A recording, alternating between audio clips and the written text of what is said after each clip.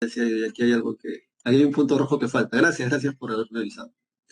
Bueno, entonces, como les estaba diciendo, ah, las cuatro teorías básicamente tratan de ver cómo es que se puebla este lado del continente a partir de la gente que habita en estos otros dos lados. Bueno, así que vamos a seguir con la siguiente. El primero que, como les decía, que trata de explicar esto va a ser Alex Herlica. Alex Herlica, de hecho, llega aquí a Sudamérica, más específicamente a Argentina, para poder conversar con Méndez Correa, no, con Valentino Ambillino. Y bueno, después de haber él mismo, Alex Herlica, recolectado una serie de muestras, va a publicar un par de años después, o unos 2 años después, al retornar a su país, que efectivamente Florentino Ambillino se había equivocado y que había encontrado huesos de mono platearrino, ¿no? O sea, que no tiene nada que ver con la teoría que vamos a ver ahora. Y es así como él propone, él es uno en realidad de los que propone esto que vamos a conocer en esta clase como la teoría asiática.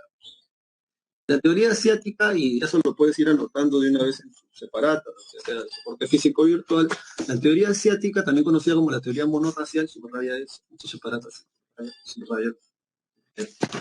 Um, es la teoría más aceptada, por cierto, a nivel científico. Y ahora, para poder hacer esta teoría, presenta algunas evidencias, que es la que vamos a ver en esta clase. Vamos a seguir con la siguiente diapositiva. Es aquí donde ustedes van a participar. Um, Vamos a ver. ¿Dónde se encuentra el estrecho de Bering? En estas alternativas. Tenemos alternativa A, alternativa B, alternativa C y alternativa D. Yo voy a marcar aquí con el este, ¿no? Vamos a ver. Como ya les había dicho al inicio de la clase, la teoría asiática trata de manifestar que habitantes de Asia, paleomongoloides, va a decir Alex Herlitz, habrían cruzado el estrecho de Bering hacia la Siberia y de allí habrían poblado todo el continente americano. Se le conoce como la teoría monorracial porque según Alex Herlitz en ese entonces hablaba mucho de razas, y en realidad es un término que científicamente ha quedado en desuso, pero básicamente sí, trata de explicar cómo la gente de Asia llega al continente americano. Entonces vamos a ver sobre esto de las rutas. Um, bueno, primero vamos a trazar aquí así, de esta zona hacia esta zona. Esa sería la letra A. Vamos a trazar de aquí a acá.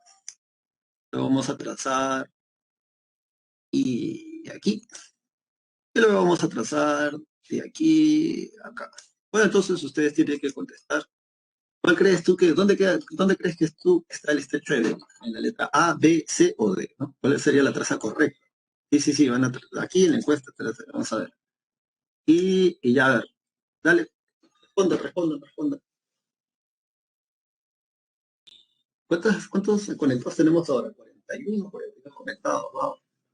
Y el resto no sabe, el resto recién sale del colegio, el resto.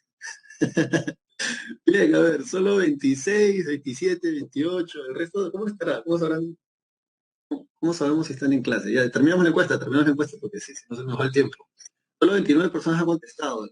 Aunque estas clases están grabadas, ¿no? Sería rochoso que le pasen el video a tu edad y a tu apoderado y digan, sí, señor, mira, 33, 33 personas, muy bien, tenemos un buen aforo activo. Bien, vamos a publicar las respuestas de una vez ya, a ver quiénes han contestado de manera correcta y quiénes pueden. Bien, 35, wow. Ojalá les esté llegando bien la señal aquí desde mi habitación. Vamos a publicar ahora sí las. Y bueno, en efecto, como la mayoría ha contestado, el estrecho de Bering queda en esta zona de aquí. Muy bien, gracias por tu participación. Vamos ahora a seguir entonces con esto. Am, no sé por qué la cámara siempre se me va. Una cosa así media extraña. Bueno, como la mayoría ha contestado, lo ha contestado de una manera excelente. Sí, el estrecho de Bering queda en esta zona de acá. Vamos a agrandar esto en todo caso. A ver. Vamos a agrandar esto. Vamos a poner la mano aquí. El estrecho de Bering queda justamente acá. Aquí, el estrecho de Bering. Bueno, según la teoría de Alex Herlica, durante la época del Paleolítico Superior, a finales del Paleolítico Superior, bandas nómades, acuérdense que en el Paleolítico Superior son nómades, habitantes de la Siberia, toda esta zona de la Siberia, toda esta zona de aquí, habrían atravesado el estrecho de Bering, que en ese entonces, según los científicos en la actualidad, dicen que no se encontraría congelado. De hecho, la distancia que separa la Siberia, que vendría a ser este punto de acá, de Alaska, que vendría a ser todo al norte del continente americano, del continente asiático en este caso, solo hay 90 kilómetros de separación. O sea, entre un punto y otro punto hay 90 kilómetros.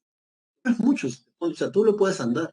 Recuerda que una maratón en 4 horas te puedes recorrer aproximadamente 40 kilómetros. 40 kilómetros en 4 horas, si vas corriendo. Bueno, entonces aquí hay 90 kilómetros. Y de profundidad se dice hay 50 metros de profundidad nada más. Entonces, durante la última glaciación, el nivel de los mares habría descendido porque todo eso se encontraría congelado.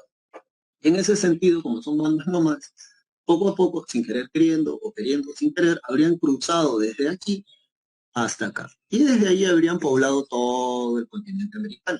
Y de allí que Alex Herlica llame a esta teoría la teoría monorracial o la teoría asiática, porque se supone que paleomongoloides asiáticos habrían poblado todo el continente americano. Una sola raza, ¿no? Una sola raza, que es más o menos lo que hay preguntas. Sí, sí, se desapareció la cámara. De verdad que no sé por qué. No sé si es la señal o algo así. Vamos a tratar de ponerla en todo caso. Y ya bueno, entonces, como les estaba en esta, en esta teoría, entonces, por eso se decía así, ¿no? Una sola raza y esto. ¿Cuándo habría ocurrido esto aproximadamente? Esto habría ocurrido hace unos 19.000, 12.000 años antes de Cristo. Ahora, una de las cosas que Alex Herlica utiliza para sustentar, además de la cercanía geográfica, y por eso, anótalo ahí, es la teoría más aceptada a nivel científico, es las puntas Clovis. Las puntas líticas Clovis, que son unas puntas que, acá, estas son. Esta, la punta lítica Clovis es una punta lítica, como pueden ver aquí en la imagen, lanceolada, tiene una acanaladura, aquí es donde ponen el instrumental, el palito, ya sabes, para amarrarlo, o sea, en teoría lo amarran así, ajá, lo amarran ahí, ya tienes tu lanza para, ¿no?, cazar tus animales. La punta lítica Clovis, hasta hace unos años atrás, bueno, valgan verdades, hasta hace unas décadas atrás, el instrumental lítico, escucha bien, no te vas a olvidar, más antiguo encontrado en el continente americano. Cuando la sumergen a radiocarbono 14, encuentran que la punta lítica Clovis tenía una antigüedad de 12.000 a 12.500 años antes de Cristo. Y eso coincidía con la teoría de Alex Herlick. Entonces, la punta lítica Clovis, antes en los exámenes generales de San Marcos preguntaban mucho por puntas líticas y la gente como que se rompía la cabeza. Tú no tienes por qué romperte la cabeza. No creo que te lo pregunten acá, pero por si acaso te lo estoy enseñando. La punta lítica Clovis se va a convertir en la piedra angular o base de la teoría de Let's Herlica porque coincidía justamente con lo que usted decía. No solamente por la cercanía entre el estrecho de Bering, ¿no?, en la Siberia, en Alaska, habrían cruzado, ¿no?, por proto-mongoloides, paleo-mongoloides, sino que además esto se evidencia porque encontramos puntas líticas hasta que apareció Pekín. Y Machay también encuentra Piquimachay y Ayacucho, pero también encuentra una punta lítica, solo que cuando la someten al radiocarbono 14, esa tenía una antigüedad de 13.000 a 13.500 años antes de Cristo, 1.000 años antes que la punta lítica Clovis. Y como ya habíamos tenido el roche ya de Ameguino, el Homo pampeano y eso, como que desde allí, según lo que he leído, y esto no es que me lo estoy inventando, como que ya miran un poco más con cuidado las declaraciones de nuestros arqueólogos en este lado del continente, ¿no? Porque parece que la declaración es un poco así sensacionalista, ¿no? Sin embargo, no es la única evidencia. También han encontrado evidencia de la presencia humana en el sur del continente americano mucho anterior a Clovis. También hay evidencias en Argentina, hay evidencias de eso en Brasil, hay evidencias de eso en Chile.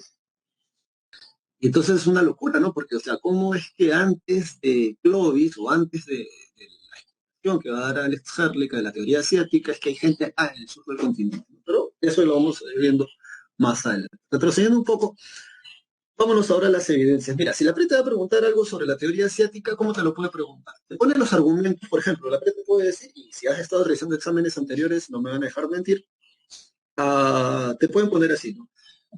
Proximidad entre Asia, la Siberia, subrayas en tu separata, ya estamos en esa parte donde tú subrayas, y América, ¿no? Alaska, ¿no?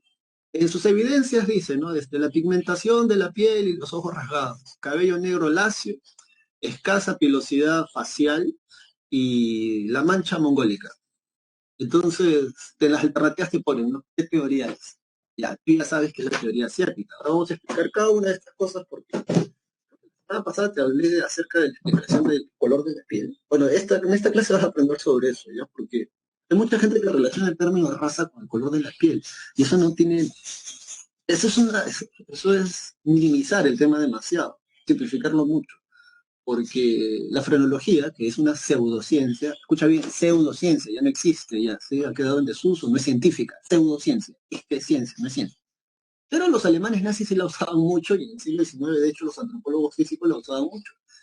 Básicamente era a partir de la forma de tu cráneo, la forma de tus ojos, la forma de tu nariz y todo eso, sacaban, entre comillas, tus rasgos raciales. O sea, pueden decir de qué raza o a qué grupo racial el que pertenecía. Cosa que en realidad ya quedó, como les digo, bastante en desuso. En realidad, entre los seres humanos solo existe una raza o una sola especie, que somos los Homo sapiens, ¿verdad? Si tú dices que eres de una raza diferente, tendrías que ser un Neandertal, un Erectus, un hábiles. No sé, en el chat aquí, a ver que diga quién es un Neandertal. O sea, no hay raza diferente entre los seres humanos. Volviendo al punto, en tu separata debes de decir la pigmentación de la piel, ¿verdad? Pero vamos a, creo que acá está. Sí, la pigmentación de la piel, la pigmentación de la piel. Puedes escribir allí, en el costado de tu separata. ah, bueno, acá me imagino que debe haber gente que ha estudiado un poco de biología. ¿Cuál es la glándula? ¿Cómo se llama la glándula que produce esta sustancia? Mira acá, ¿no? Quise escribir un texto y puse el cuadradito. Y acá vamos a ponerlo aquí, no les expreso. Melanina. ¿Cómo se llama esa? Sí, la melatonina, ya melanina, ya muy bien, pero ¿cómo se llama la glándula que produce esa sustancia? Doble tambores, a ver si me escuchar. Alejandro dice raza distinta, sí, sí, sí, así se cree, pero bueno. Jennifer, melatonina, ¿es respuesta o es pregunta? ¿Sí? Respuesta sin signo de interrogación. Gary dice melanina, ya, la melanina, sí, pero ya, ¿qué glándula produce la melanina? Aunque esto no es clase de biología, ya sabes, es clase de historia, hablamos de todo. María Fernanda dice la pineal, con P cerca, a menos que sean sinónimos, eso sí, no sé ya. Ya, Tim dice el hipotálamo, profesor. Jennifer dice, no estaba segura. No estaba segura de que, ya bueno, yo para toda la clase, y aprovecha para la clase de biología, la glándula pituitaria. Ahora, ¿dónde Nietzsche se encuentra la glándula pituitaria? Aunque esto no es clase de anatomía. Porque la gente ya bueno, yo te lo digo, ya por si acaso. La glándula pituitaria se encuentra, si no me equivoco, en el centro del. O sea, tú haces atraviesas por aquí una flecha y atraviesas por aquí otra, o sea, y donde cruzan las dos, en el centro, ahí está la glándula pituitaria. Ahora, ¿para qué sirve la glándula pituitaria? Bueno, retrocediendo un par de imágenes atrás, se sabe en la actualidad que la gente con la tez, el color de piel más claro, vive en las zonas donde menos rayos solares hay, o durante, o sea, sí, más o menos por esta zona, por decirlo así, muy grande, más o menos por toda esta zona. ¿Por qué? Porque la glándula pituitaria responde a una cuestión adaptativa evolutiva. O sea, escúchame bien, porque esto de repente no vas a volver a escuchar, aunque lo puedes encontrar por internet. Eh, Mientras más tiempo estés expuesto al sol, mientras más tiempo los rayos del sol te caigan, ya sea que, no sé, trabajes en la calle, por ejemplo, vendiendo caramelitos o dándole ticket a los. Esos son los que controlan, ¿no? Los buses en la calle. Ya, mientras más tiempo tú estés al sol, la glándula pituitaria dice, poche, este loco se está cocinando en la calle. Así que para impedir de una manera natural que tu cuerpo se llene de ampollas o que te quemes demasiado y ya sabes, te dé cáncer a la piel, tu cuerpo comienza a producir melanina. Melanina. Y esto es para evitar que te hagan daño los rayos solares. Se sabe en la actualidad que la gente que vive más al norte, y esto es clase de geografía, acuérdate, el eje de la Tierra se va inclinando en función del verano, del invierno. La gente que vive más al norte, donde los rayos del sol no caen tan tangencialmente, si no caen así de una manera perpendicular, creo que se le llama, no sé. Eso sí, ya clase matemática. Entonces, bueno, ya, la cosa es que los rayos del sol no dan tan fuertes, no caen tan fuertes. Entonces, tu piel no necesita producir tanta, mejor dicho, tu glándula no necesita producir tanta melanina. Cabellos claros, ojos claros, tez clara. Pero si por el contrario tú vives en esta zona de acá, mira acá, no te lo pierdas. ¿Es cómo coincide?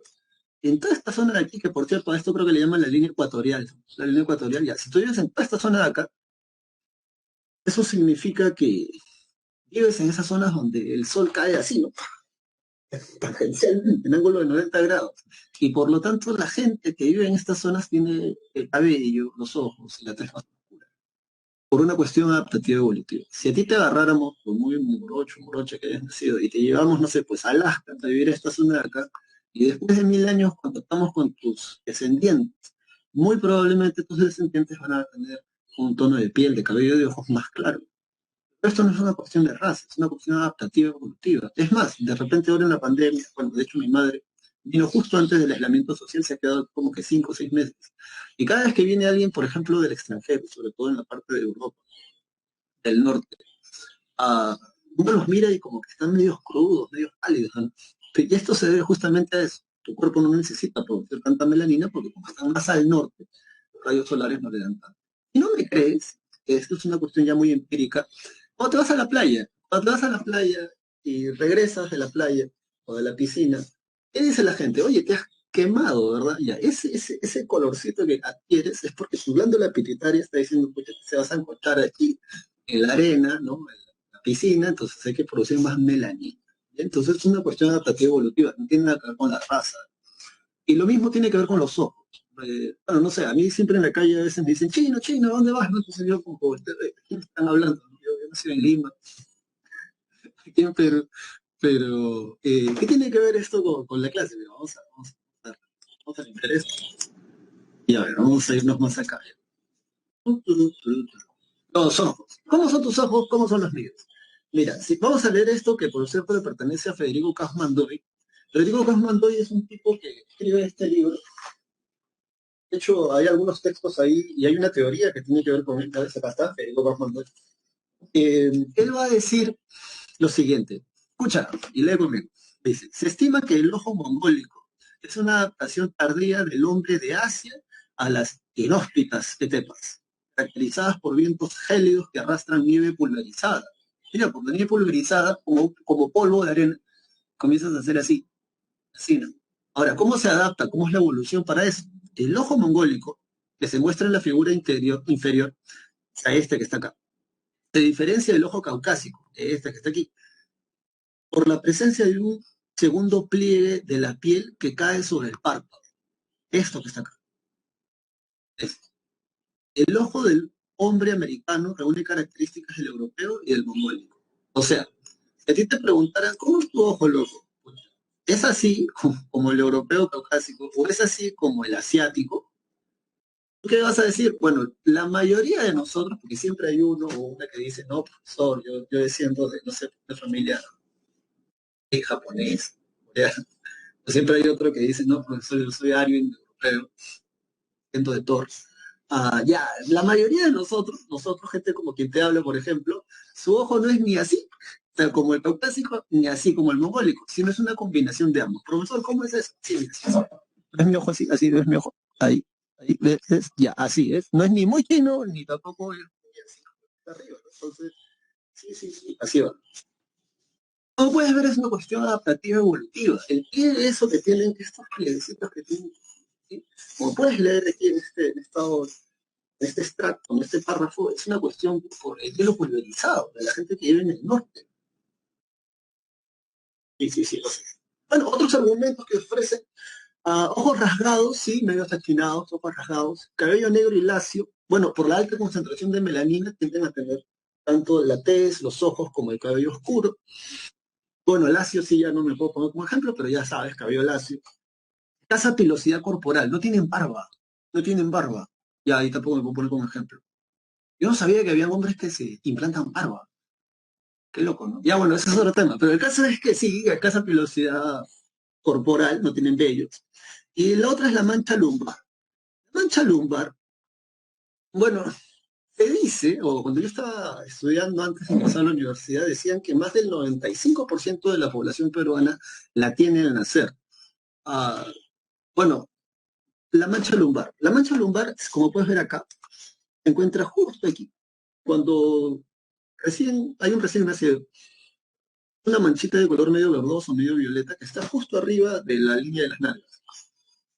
Pregúntale a quien te cambiara el pañal cuando eras bebito o bebita, si tú tenías tu mancha lumbar, casi nosotros la teníamos. Solo que conforme vas creciendo, la mancha va desapareciendo.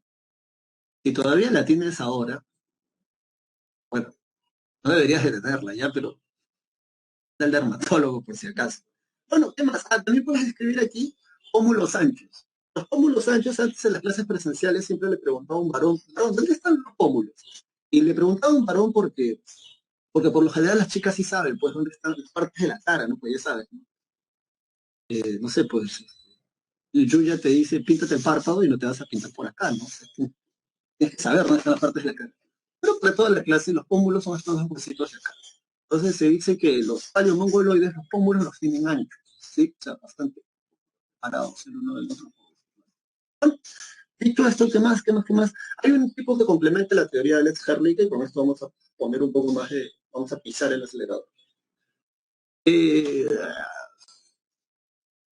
José Belloni dice que no solamente habrían llegado caminando estos paleomongoloides, sino que además habrían utilizado la corriente del Kuroshio. A ver, la corriente del Kuroshio es así, mira. Nace aquí, vamos a poner el lápiz, nace acá. Esto vendría a ser las costas de Japón, no te lo pierdas, ¿ah? La corriente del Kuroshio. Y dice José Belloni que si tú lanzas una balsa y dejas que la corriente te arrastre, en 2 meses, si dejas que la corriente te arrastre, puedes llegar a lo que sería el norte de México, güey. Sí, así, así. Entonces, en 2 meses, si dejas que la corriente te arrastre. Complementa la teoría de la exértica. Después te lo voy a preguntar, no te lo voy a preguntar, pero igual te lo estoy enseñando. Hay una crítica que se le hace a la teoría de la exértica. Sin embargo, todo lo demás es muy aceptado. ¿Cuál es esa crítica? Tipo de sangre. El tipo de sangre de los asiáticos es AB, mientras que el de los paleoindios americanos, el tipo de sangre es O. Y sin embargo, sigue siendo la teoría más aceptada a nivel científico. Corriente del Kuroshio. Y si aquí Gary nos pregunta, profesor, ¿cómo es esa corriente? La corriente del Kuroshio. A ver, vamos a ver. Creo que es así ya. La corriente del Kuroshio. Ahí se ve lo que he escrito. Bueno, dicho esto, entonces vámonos ahora más adelante. Eh, ah, Muy bien, ahora tenemos la teoría oceánica. Ya hemos visto la teoría asiática, ahora vámonos a Paul Rivet. De Paul Rivet no te puedes olvidar. Esto no es clase de geografía, recuerda que Paul Rivet, si no me equivoco, hace 1 o 2 principios de la geografía. Y nos preguntaban por eso, ¿no? Los principios de la geografía. Eh, bueno, aquí de repente va a participar alguno de ustedes, pero de una manera diferente. Lo voy a convertir en presentador. La que es presentadora puede manipular las cosas que están, bueno, en tu pantalla, en el lado derecho. Puedes, sí puedes manipular el panel. Esto, ¿no? Está el puntito rojo, hacer líneas y eso. La pregunta que quisiera hacerles al azar, a alguno de ustedes aquí, es, ¿dónde queda la Polinesia? ¿Dónde queda la Melanesia? Tiene que señalarlo en nuestro mapa, ¿no? De acá donde dice teoría oceánica. Bueno, una pista se llama teoría oceánica porque habían atravesado el océano. ¿Qué océano? Yo te lo adelanto, el océano Pacífico. Entonces la última persona en participar ha sido Gary Zuka. Ya, Gary, dame un número del 1 al 10. Rápido, Gary. No, dice aquí. 5, ya, vamos hacia atrás, ¿ah? Hacia atrás. Uno, a partir del chat, la gente que participa, obviamente. 1, 2, 3, 4, 5. Bien, Allen Grimaldi. ¿Está Allen Grimaldi por ahí? Diga yo para saber que estás ahí, para poder. Aquí está Allen Grimaldi. Bien, estás ahí ya. Tú lo que tienes que hacer es. Sí, sí, está ahí Allen Grimaldi ya. Tú lo que tienes que hacer es señalar con el lápiz dónde crees tú que está la Polinesia o la Melanesia. Bien, ya ver. Dale, Allen. Marca, marca ahí. Danos tu contundente respuesta. Obviamente, señala, señala, señala. No, pero tienes que marcar, pues dibújale.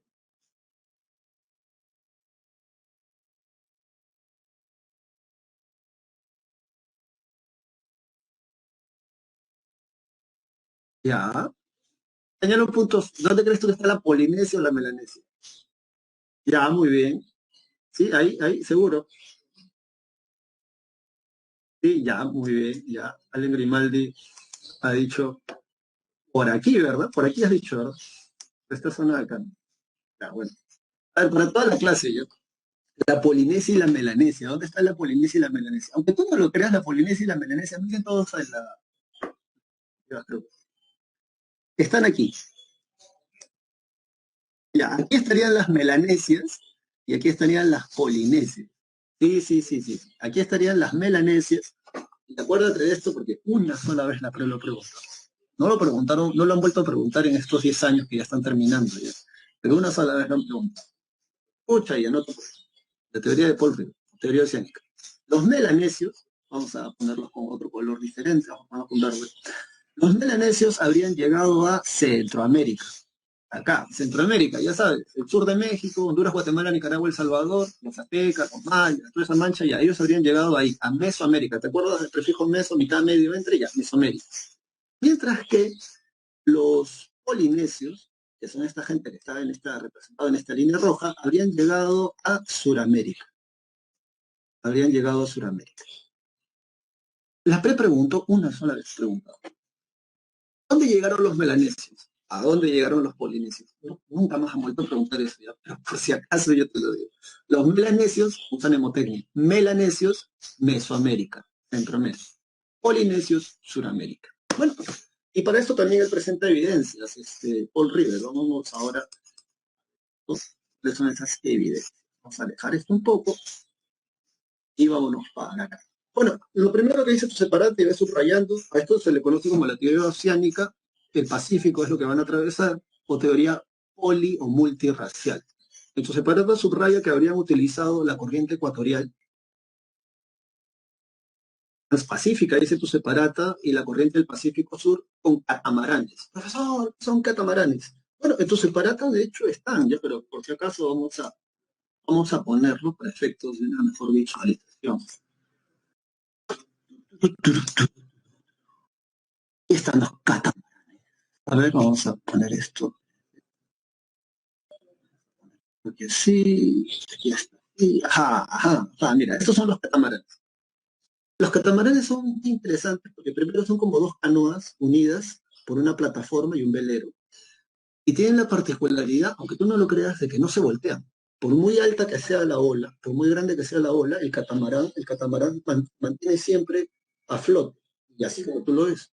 Eso es un grabado del siglo XVII, o sea, del año 1600 aproximadamente. Y bueno, como dice aquí, ellos habrían atravesado la corriente ecuatorial, o habrían utilizado la corriente ecuatorial transpacífico, el transpacífico y la corriente del Pacífico Sur para llegar con estas embarcaciones. También Separata va a decir que ellos usan cerbatana, hamacas, cocinar bajo tierra, mosquiteros y hay semejanzas lingüísticas. ¿Cuáles serían, a ver, esas cosas? Bueno, la primera que tenemos aquí es la cerbatana. Como tú puedes ver, parece una superflauta, y la verdad es que es un arma muy efectiva para cazar en la selva. Si algún día tú te vas a la selva y te ofrecen ir a cazar, y te dan una escopeta, un rifle, una vaina así, cambia de guía, cambia de tour, te han estafado, porque en la selva no se caza con armas de fuego. ¿Por qué no se caza con armas de fuego? Porque los animales no son tontos.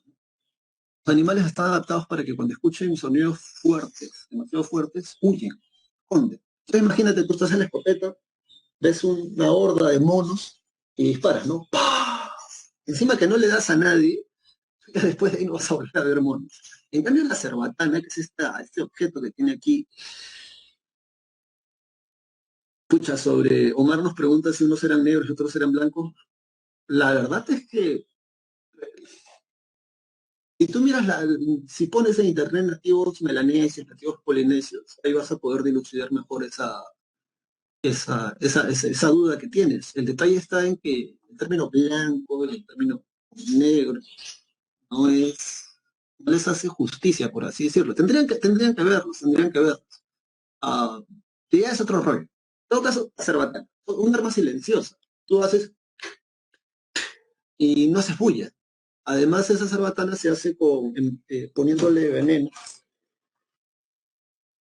a la punta le ponen un veneno. Encuentran un sapito, en la selva hay unos sapitos chiquitos de colores. Por cierto, eso no es clase de supervivencia, pero acuérdate esto para toda tu vida. Cuando tú vayas a la selva, o cuando estés en el bosque, veas animales con colores primarios. Profesor, ¿qué son colores primarios? Amarillo, azul, rojo, o también cuando veas con colores muy intensos como blanco, negro y grilla, casi siempre son animales venenosos.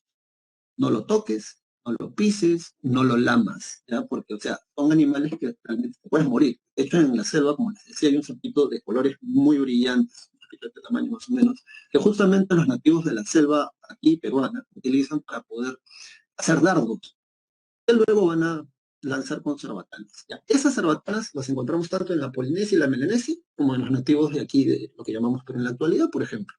También usan hamacas, tanto en la Polinesia como en la Melanesia se usan hamacas. Luego de esto, a ver. También usan mosquiteros. Profesor, ¿qué es un mosquitero? De repente tú necesitas, sin estar en la selva, eso. Sí, porque ahí están codos a veces. Estas cosas que tú ves aquí son como una especie de cortinas que envuelven la cama, y eso es un mosquitero. Tanto en la Polinesia como en la Melanesia también usan mosquiteros. Y bueno, yo creo que todo el mundo puede decirme esto, ¿verdad? ¿Cómo le llamamos aquí nosotros los peruanos a esa costumbre que tenemos de cocinar bajo tierra? Pachamama, gracias Gary, ¿no? Omar Pachamanca, muy bien, Natalia, sí, Gina, Joan Pachamanca, sí, gracias.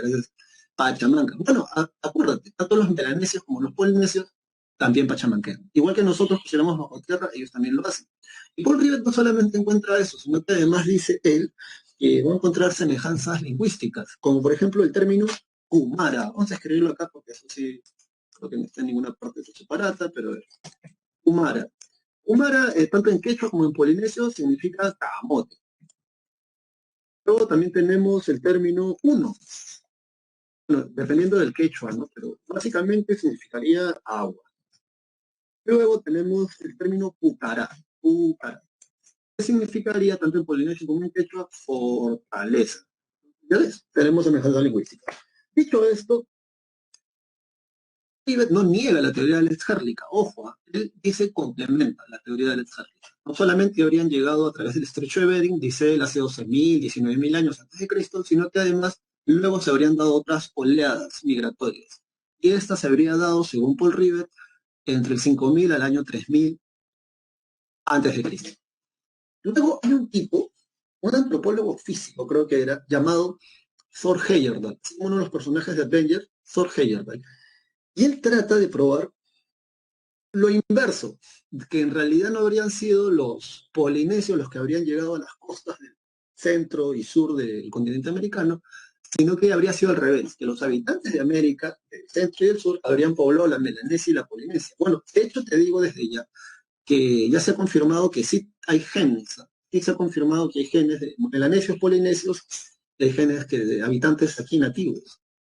Así que ya se confirmó que de hecho sí compartimos genes con ellos, solo que ya por esperar, digamos, por darme tiempo. Pero Jorge Heyerdahl es un tipo súper interesante porque él, bueno, a mi entender es interesante. Lo que pasa es que él en el año de vamos a checar esto un poquito. En el año de vamos a escribirlo acá. En el año de 1947, Jorge Heyerdahl vino aquí al Perú y él quiso construir una balsa llamada el Contiki, que la puedes ver acá, el Contiki, que es como una especie de, sí, el Contiki acá está, una balsa, eh, con materiales de hace 5.000, 4.000 años atrás, antes de Cristo. Entonces, este Contiki se hizo sin utilizar un clavo, sin utilizar objetos que no habrían hace 4.000 o 5.000 años. Y él un día salió del puerto del Callao. Creo que aquí tengo la fecha. Él salió del puerto del Callao un 28 de abril. 28 de abril de 1947. Ahora, él no se fue solo, se fue con 5 puntas más o 4 equipos más. Tú imagínate, por ejemplo, en ese tiempo, es que tú tienes que ponerte en papel. En ese tiempo no hay satélites.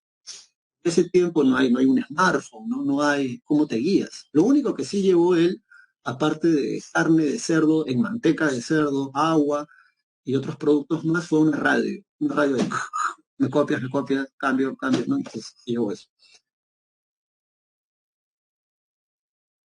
La Marina de Guerra del Perú tuvo que hacerle firmar una carta de exoneración de responsabilidad a Thor Heyerdahl y a sus patas. Tú dirás, ¿por qué, profe? Porque, o sea, cuando a mí me contaban esta historia en la academia, o sea, nunca te la cuentan completa, ¿no? Yo pensaba que se habían ido al costado con un barco científico. O sea, ya sabes, te vas con tu balsa, pero por si las moscas, si esa vaina se voltea o hay una super tormenta, vámonos con un barco científico, pues en un crucero, una vaina sin barco, ¿no? Pero no, el tipo se fue solo. Sacaron madera de corcho, que yo no sabía que existía esa madera, o sea, yo pensaba que el corcho era hecho de residuos de otras maderas, pero no, es una madera que existe en el norte de nuestro país y se llama corcho, flota bastante bien, y el hombre se lanzó, el 28 de abril se fue Thor Heyerdahl y se dejó arrastrar por la corriente ecuatorial. Ya yo te adelanto que sí llegó, ya sí llegó a una de las islas de la Polinesia, pero la pregunta aquí interesante sería, y tú puedes poner ahí tu comentario en el multichat, ¿cuánto tiempo crees que se demoró? ¿Una semana? ¿3 semanas? ¿Un mes? ¿Cuánto tiempo crees que se demoró? Porque te recuerdo que Cristóbal Colón, desde Puerto de Palos hasta llegar a la isla Guananí, se demoró un aproximado de 2 meses con las carabelas. ¿Ah? ¿Cuánto tiempo crees tú que se demoró Torge? Gina dice meses, sí, pero ¿cuál? Dos dicen por ahí, Omar, Gina 2 meses, Renzo dice 3, Jennifer dice 3 meses, profesor. Por ahí Cristian y Nicolás dicen 4 meses, profesor. Soy dice de 3 a 4, Gabriel dice 2, Jimmy, ¿quién está más? No, en realidad se trata de que puedas calcular esto. Fabián dice 3 meses. Bien, a ver, yo les pongo la fecha y tú calculas, ¿ya? Sí llegó. Él llegó el mismo año, 1947, el 3 de agosto, a Haití, que es una de las islas de la Polinesia. A Haití llegó después de 4 meses. Tú colocas, tú te mandarías un viaje así. Puros hombres nada más. Eso primero lo que hay que remarcar. Puros hombres. Tú puedes encontrar, por cierto, el diario de viaje de Thor Heyerdahl. En ese diario puedes leer cosas así bien locas. O sea, por ejemplo, en un momento dado, cuando ya estaban ya bien metidos, se descubrieron que lo primero que se les dañó fue la comida enlatada. Por la salinidad se oxidó.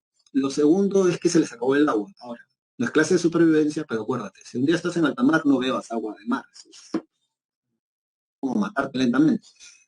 ¿Cómo consiguieron ellos el agua? Cuando llovía, lo recogían en recipientes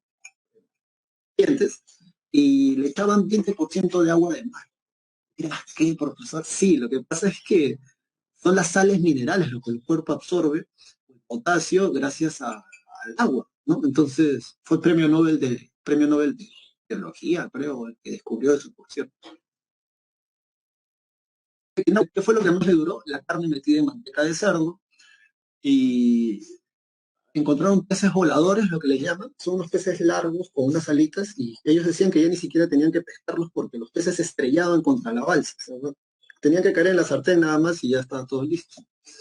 Luego, aunque tú no lo creas, cogieron la costumbre, cogieron un juego, algo tienes que jugar, ¿no? 4 meses, imagínate, viéndote las caras con tus patas. Que el juego sería algo así como que cójale la cola al tiburón, y dirás que para no es un tiburón como el de las películas, ¿no? Un tiburón que tiene una boca inmensa, no, no, no, no. Aquí no lo puedo hacer, pero ¿cuánto me diría un tiburón? Un poco más de 1,60 m, más de 1,50 m. ¿Y por qué cogerle la cola al tiburón? La idea era que tú metieras la mano en el agua, agarras a un tiburón por la cola y el que lo tuviera más tiempo fuera del agua, ese ganó el juego del día. Te dirás, ¿qué, profe? Sí, sí, 1947, el hombre se mandó solo. Y mucha gente lo aplaudió por eso, porque gracias a eso pudo confirmar que muy probablemente el hombre se fue, o sea, muy probablemente la gente de América del Sur pobló la Polinesia, o a la inversa también, los polinesios habrían llegado hasta esta zona. Esto si te quedas esta clase hasta la clase de los incas, hay un inca que muy probablemente se piensa viajó hasta la Polinesia. Y eso gracias a los cronistas que pudieron transcribir esa historia. Así que eso ya lo dejamos para más adelante. Bueno, sigamos avanzando entonces. Ya sabes, esto es un catamarán. Este es el Kon-Tiki, que así se llamó el esto, y fue alucinante porque cuando... Ah, no, eso ya lo vamos a más adelante. Bueno, dicho esto, a ver, hay algo más por ver por acá, ¿no? Vamos por acá, vámonos. Muy bien, vámonos ahora a la teoría australiana. que, bueno, como su propio nombre lo dice, teoría australiana. Sí, sí, la teoría australiana. Muy bien, Gary, sí, Tupac Yupanqui, que a él le llaman el Inca Conquistador, o también en algunos textos el Inca Navegante. Eso lo vamos a ver todavía aquí unas 2 semanas más. Y gracias a que Gary ha sido el último en participar, vamos a ver. Gary, dame un número 1 al 10, dale, para poder hacer presentador a otra persona y que nos indique cuál sería la ruta que propone este Méndez Correa, portugués, por cierto, para explicar el poblamiento, o una de las teorías que explica el poblamiento de América. 7, muy bien, vamos a contar hacia atrás. 1, 2, 3, 4, 5, 6, 7. Gabriel, está Gabriel Juan de Dios Gutiérrez, porque ya no me alcanza más para leer el apellido. Diga presente, Juan Gabriel. Juan Gabriel, ¿estás ahí, Juan Gabriel? Ya, tú tienes que señalar, ahí está Juan Gabriel. Gracias, Juan Gabriel, por seguirnos desde la comodidad de tu habitación. Vámonos ahora, ¿dónde estás? Ah, es Gabriel, yo estoy diciendo Juan Gabriel. Gabriel, el abecedario. ¿Dónde está la G? Aquí está. No, no desesperen, ya. Señala, por favor, con el puntero, señala, ¿cuál es la ruta que habría propuesto Méndez Correa para los habitantes ¿no? de Australia, habrían llegado al continente americano? Dice, ¿cuál es la ruta? Señálanos, por favor. Ya eres presentadores, nos puedes señalar. Señálalo. Ahora nos informa que está viendo la clase desde su celular. ¿Cuál es la ruta? A ver, dale, dibújala. Si puedes, si no, señálalo. Ah,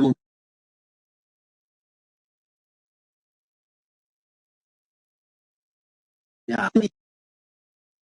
Muy bien, Juan Gabriel, eso es excelente. Acá vamos a pulgar arriba. Bien. A ver, vamos ahora vamos a retomar la sesión.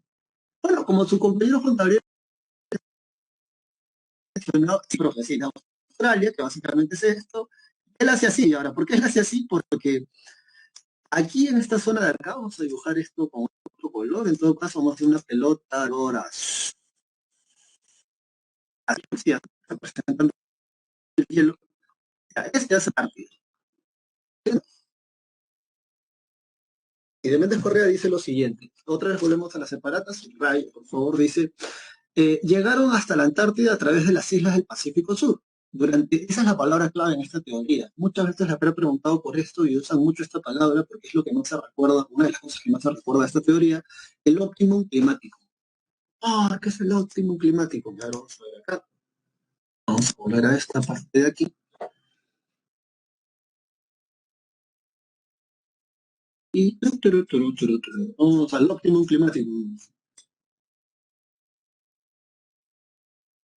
El óptimum climático. Clima óptimo vendría a ser, ¿ya? Subraya eso en tu separata o subrayalo como el soporte que tengas. ¿Y qué significa el óptimo climático o clima óptimo? Cuando la Antártida no se encontraba congelada. Debes enterarte en esta clase que existen dos polos, ¿verdad? Polo norte, polo sur. El polo norte es pura agua congelada. No hay tierra en el polo norte. Es pura agua que se congela. En cambio, el polo sur es el tamaño de Australia, más o menos. Y es un continente congelado. Bien, entonces Méndez Correa decía que cuando la Antártida no se encontraba congelada, los habitantes de Australia habrían atravesado las islas Auckland, Campbell, Tasmania, habrían llegado a la Antártida cuando ésta estaba en su clima óptimo, leí la palabra clave, óptimo climático, o sea, cuando no estaba congelada la Antártida, y de allí habrían llegado a Cabo de Hornos o las Tierras del Fuego, que es el sur del continente americano. Los Onas y los Tehuelches comparten el mismo tipo de sangre que los aborígenes australianos. Onas y Tehuelches pertenecen al continente suramericano y tienen el mismo tipo de sangre que los aborígenes australianos. Aquí, vamos a ver, aquí que es O negativo, si no me equivoco. Sí, el mismo tipo de sangre. Además, tenemos otras cosas interesantes. Vamos a volver a la presentación anterior para poder mostrárselas. A ver.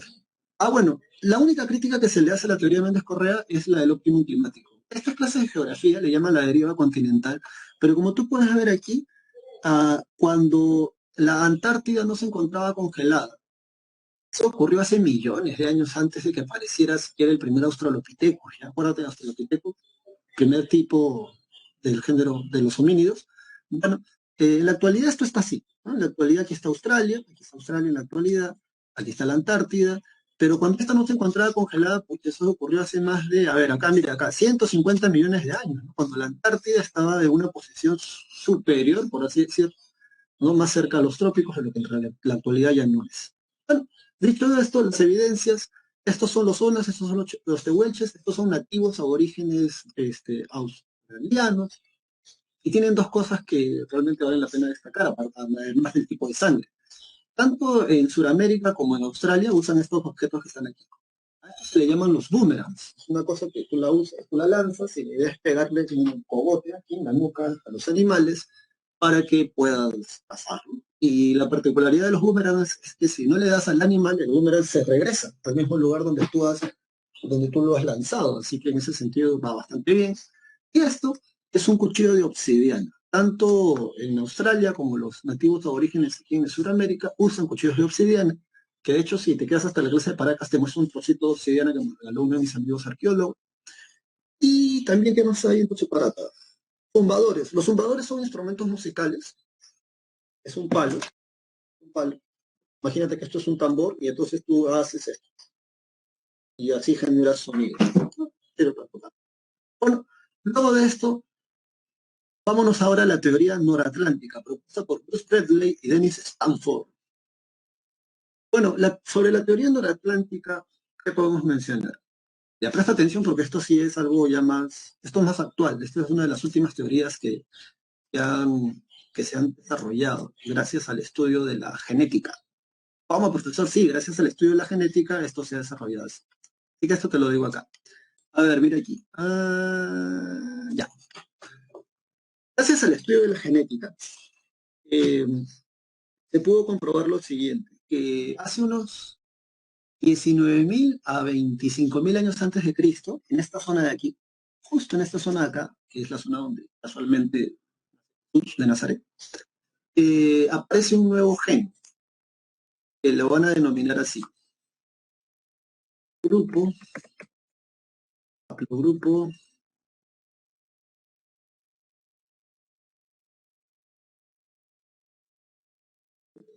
ahí está, haplogrupo X, entre paréntesis, A, P, N, mitocondria. Entonces así más o menos está. No sé si puedo estirar esto. Ya no lo puedo estirar. Haplogrupo X, ADN mitocondrial. ¿Cuándo apareció eso, profesor? Eso apareció hace unos de 25 a 19.000.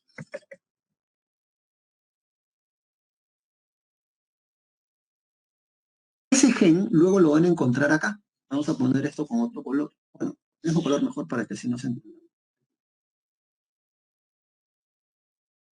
Acá.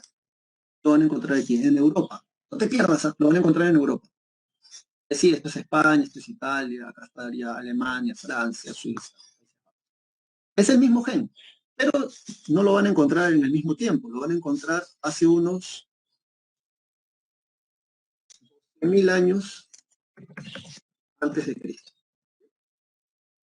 Y luego, Dennis Stanford y Bruce Bradley, que son estos tipos que van a hacer la teoría, van a encontrar el mismo gen acá, con la misma modificación genética, y lo van a encontrar solo que entre unos 9.000 a 8.500 aproximadamente, 8.500 años antes de Cristo.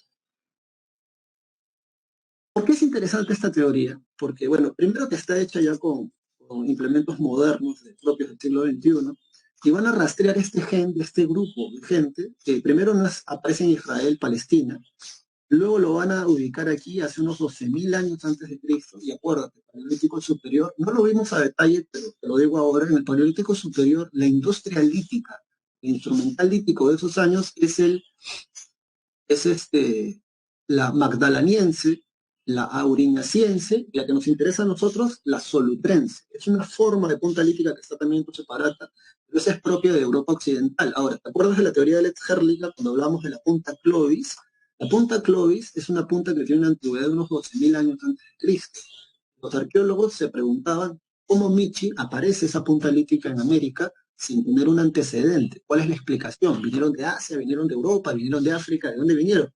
Y bueno, gracias a Dennis Stanford y Kurt Bailey, se pudo confirmar que los mismos que producen, o sea, los antepasados que producen la punta lítica solutrense, luego habrían atravesado esta zona así y habrían llegado al norte del continente americano, dándole vida a lo que vendría a ser la industria lítica Clovis. Y es así como se conectan estas dos teorías.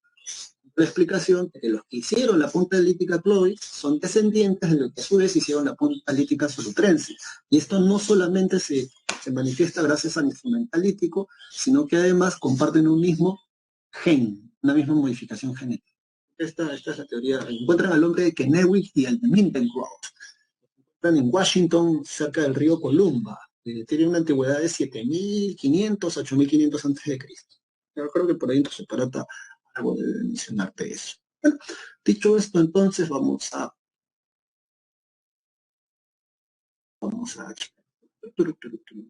y vámonos para acá.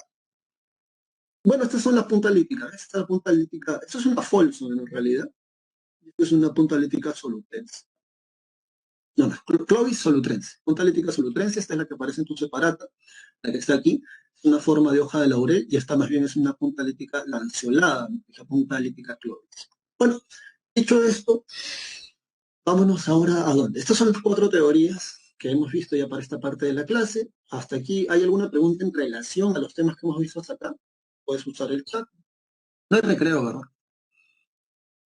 Bueno, el mapa hace algunos años atrás, parece una carita feliz, ¿verdad? ¿Ves? Sí. Bueno, no hay ninguna pregunta, entonces usan el multichat, todo está claro, se claro, tú te quiero. ¿Todos han entendido? Esta parece una nariz. Te cago un moco. ¿Sí? ¿Todo está claro? Sí, porque ya pasamos a la otra parte, ya que es periodificación. De una vez nos mandamos a periodificación.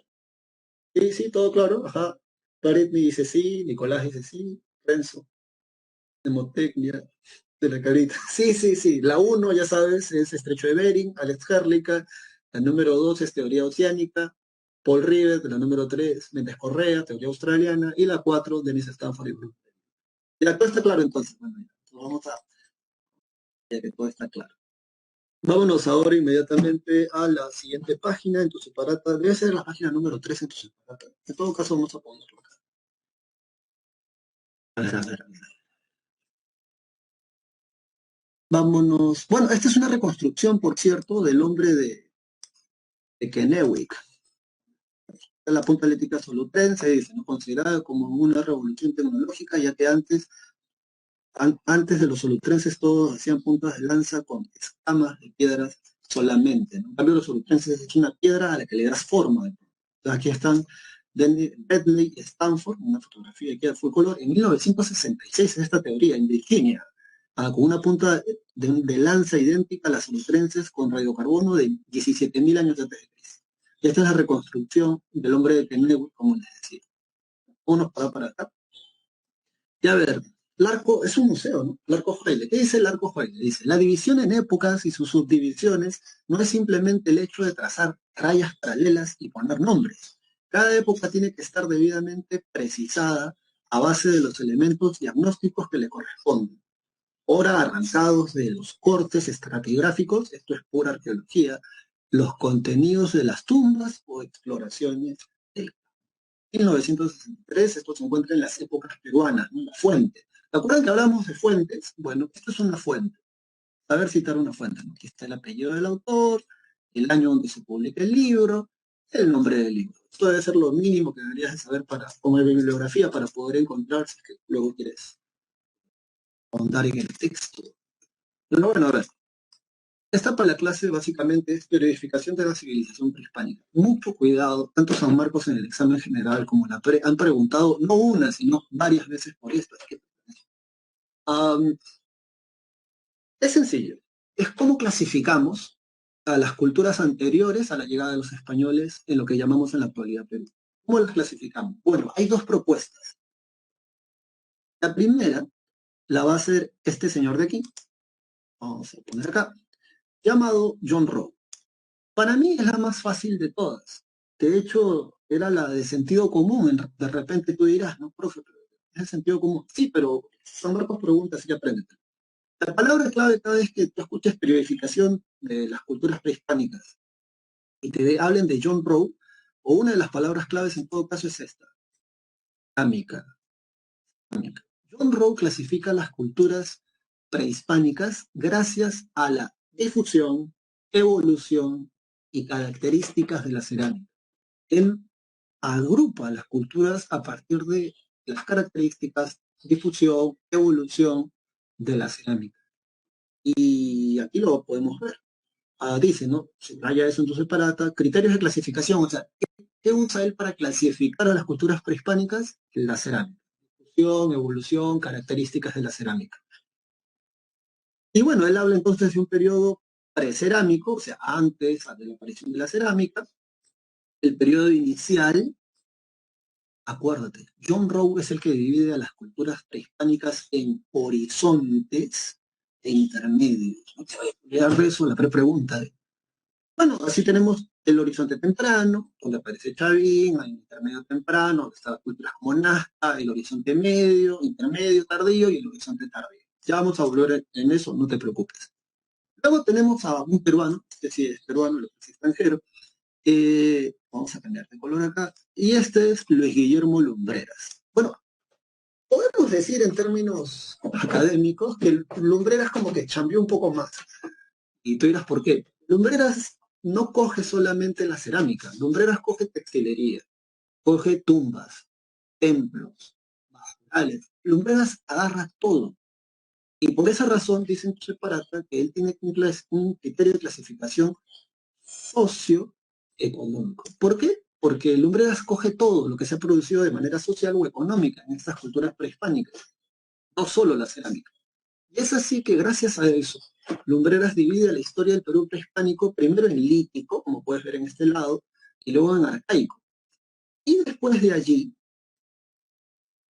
en formativo, desarrollo regional, imperio Huari, estados regionales, imperio Inca. Ahora, ¿cuál es el detalle con eso? Esta parte de la clase vamos a utilizar estas dos formas de periodificación, las de Lumbreras, lítico y arcaico. Si te preguntas por qué, es porque para Lumbreras no existe Tiahuanaco. Y eso es un debate que cuando fui a la Facultad de Ciencias Sociales era un debate todavía bastante sonado, porque mientras que para algunos historiadores y arqueólogos, Tiahuanaco es una entidad cultural aparte de la cultura Huari, Lumbreras no. Para Lumbreras, Tiahuanaco vendría a ser Huari, solo que parte religiosa, por simplificarte mucho el tema. Y por esa razón, cuando nosotros llegamos aquí al horizonte medio, lo decimos así, horizonte medio, dando a entender desde de que la institución reconoce que son dos entidades culturales diferentes. Y por eso no usamos la clasificación de Lumbreras después de hablar de arcaico. Porque para Lumbreras solo existe el imperio Huari, como puedes ver aquí en la separatos, no te estoy floreando. Entonces, recuerda eso. Ahora, algo que tú vas a empezar a notar, y sí, eso lo tienes que anotar, ayúdame aquí a través del multichat, es tanto para Lumbreras como para John Rowe, Lumbreras lo llama formativo, John Rowe lo llama horizonte temprano. ¿Por qué horizonte temprano? Porque él dice que un solo estilo cerámico va a dominar toda una extensa área y va a tener una extensa difusión. Entonces, ¿qué culturas se ubican dentro de lo que Rowe denominó el horizonte temprano o dentro de lo que Lumbreras denominó el formativo? Dale, usa el para responder. Chavín, entonces muy bien, vamos a poner aquí Chavín. ¿Cuál es la otra que vamos a ver aquí en la tres? Y Paracas, muy bien. ¿Quién ha sido esa persona? Renzo, muy bien, gracias Renzo. Y Paracas, Chavín y Paracas, muy bien. Tanto para Lumbreras como para Monroe. Bueno, ahora vámonos al intermedio, vámonos al intermedio. En el intermedio temprano, ¿qué culturas vamos a ver aquí en la pre? Que se ubican tanto en el desarrollo regional de Lumbreras como en el intermedio temprano de John Rowe. Sechín es antes, ¿ah? Ojo, no te vayas ahorita lo vamos a ver. Sechín está en el arcaico superior. Sí, sí, sí. Sechín es arcaico superior. Nazca y Mochica, muy bien, Nazco. No, no naces, es Nazca. Muy bien, Nazca y los Mochica. Excelente, Mochica. Muy bien, Nazca y Mochica. tanto en el intermedio temprano acuerdo, John Rowe, cerámica, como en el desarrollo regional, lumbreras, que usa todo, ¿verdad? Bombas, entierros, textilería, metalurgia, usa de todo. Bueno, vámonos ahora al horizonte medio. En el horizonte medio, según John Rowe, ¿qué culturas hay? En el horizonte medio, según John Rowe, ¿qué culturas hay? Muy bien, entonces aquí nos contesta Yadira, Gary, Fabián, Natalia y Renzo, Wari Tiahuanaco, profesor, eso es evidentemente Wari Tiahuanaco. Muy bien, entonces vamos a poner aquí Wari, la cultura Tiahuanaco. Bien, en cambio como ya ha quedado claro, creo, en cambio para Lumbreras solo es el Imperio Wari. Sí, ya ahí murió. ¿Ah? Y bueno, alguno de ustedes me puede decir, de casualidad, ya para pasar a otro, ¿qué cosa es esto? ¿Qué representación es esa? La que está aquí, la que han puesto aquí en la separata. ¿Qué representación es? ¿Quién representa? ¿Dónde está? ¿Qué cosa es? Vamos a acercarlo ya. Es eso que está ahí. Un dios. Muy bien, el dios Huiracocha, excelente. ¿No? Ahí está Yadira, ahí está la gente Omar. Muy bien, Jennifer. El dios de las varas. Profesor, ¿por qué de las varas? Ah, ya mira acá, pues aquí tiene como que dos varas, ¿no? Pero a ver, San Marcos y la pre han preguntado dónde se encuentra la representación más antigua del dios de los báculos, el dios de las varas. Tú sin temor a equivocarte vas a decir en la estela Raimonde. Vamos a ver cuando hablemos de Xavier, pero ya te lo adelanté. Bueno, dicho esto, entonces vámonos ahora, vamos a la siguiente parte. Vámonos ahora al intermedio tardío. En el intermedio tardío, chicos, chicas, ¿qué culturas vamos a ver? ¿Alguien recuerda qué culturas vamos a ver en intermedio tardío aquí en la pre? Hay más, ¿no? Pero ya sabes, aquí en la pre vamos a ver algunas específicamente. Chimú, muy bien. Las culturas de la Che, ¿no? Chimú, Pinta, Chancas, Ollas. Pero nosotros vamos a ver las dos primeras principalmente. Lo mismo en los estados regionales, ¿sabes? Para lumbreras. Y bueno, finalmente, bueno, acá qué cosa tenemos. Aquí lo que tenemos, para aquellos que de repente quieran aprender un poquito más esto es un tumia, un cuchillo ceremonial perteneciente originalmente a la cultura lambayeque o la cultura citán, solo que luego se va a extender en toda la costa norte y va a ser un cuchillo ceremonial de todas estas culturas, pero originalmente a ellos se les adjudica eso. Lo que tenemos aquí abajo, debajo del tumi, es ¿cómo se llama cómo se llama esto que tenemos aquí, esta cerámica? Que es propia de una cultura, es característica de esa cultura, nada más, solo ellos tienen eso. El quero, gracias por haberlo intentado, pero el quero es así, es un vaso, más o menos así, ¿ya? Un quero. Puede ser de madera, de metal, cerámica, así. En cambio, ¿cómo se llama? Ese es el griego. Aríbalo se le llama en griego, pero gracias por haberlo intentado. El nombre que he hecho, o el nombre que aquí le van a dar los arqueólogos, para ser más autoctonistas, Urpu. Pensaba que esto era un cuadro de texto y tenemos un cuadro de texto. Urpu. ¿Qué se llama? Los antiguos arqueólogos le ponían Aríbalo. Creo que el Aríbalo es el griego, este es incaico. Entonces, acuérdate, en el Oriente Tardío solo hay una cultura dominante que vendría a ser la incaica. Esto que tú ves acá vendría a ser un aríbalo incaico. ¿Cómo lo reconoces? Porque la base no es plana, sino que termina en punta. En el horizonte tardío tú pones Imperio de los Incas, cultura inca, y para lumbreras es lo mismo. Es muy importante. Lo importante es que lo hayas intentado, Jim. Dicho esto, para contener cualquier cosa líquida en realidad, puede ser chicha, puede ser agua, puede ser lo que pueda guardar. Por cierto, los aríbalos no son de este tamaño solamente. ¿No? De hecho, lo que he visto en los museos, son unas cosas así grandotas, ¿no? Grandes, grandes. Más, casi un metro ya, o un poco más. Muchos sí. Bueno, vámonos a la otra parte de la clase entonces. A ver, ¿qué más tenemos por acá? Ya, vámonos a esta parte que sí. Esta también le pertenece a Federico Cosmandoy sobre los primeros pobladores del Perú, pero a nosotros nos interesa esta parte del libro. Ubícate por favor ahí de una vez.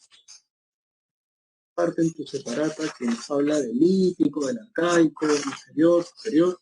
Ya estamos en esa parte, fíjense todos ahí. Y comienza a subrayar que es la costumbre en esta clase. A ver, bueno, primero dice, lítico, aproximadamente la cronología puede variar según la fuente que tú elijas. Hazle caso a lo que está en la separata. Entre el 12.000 al 6.000, entre el 12.000 al 6.000 antes de Cristo. Acuérdate que litos, piedra, ¿verdad? Lítico, piedra.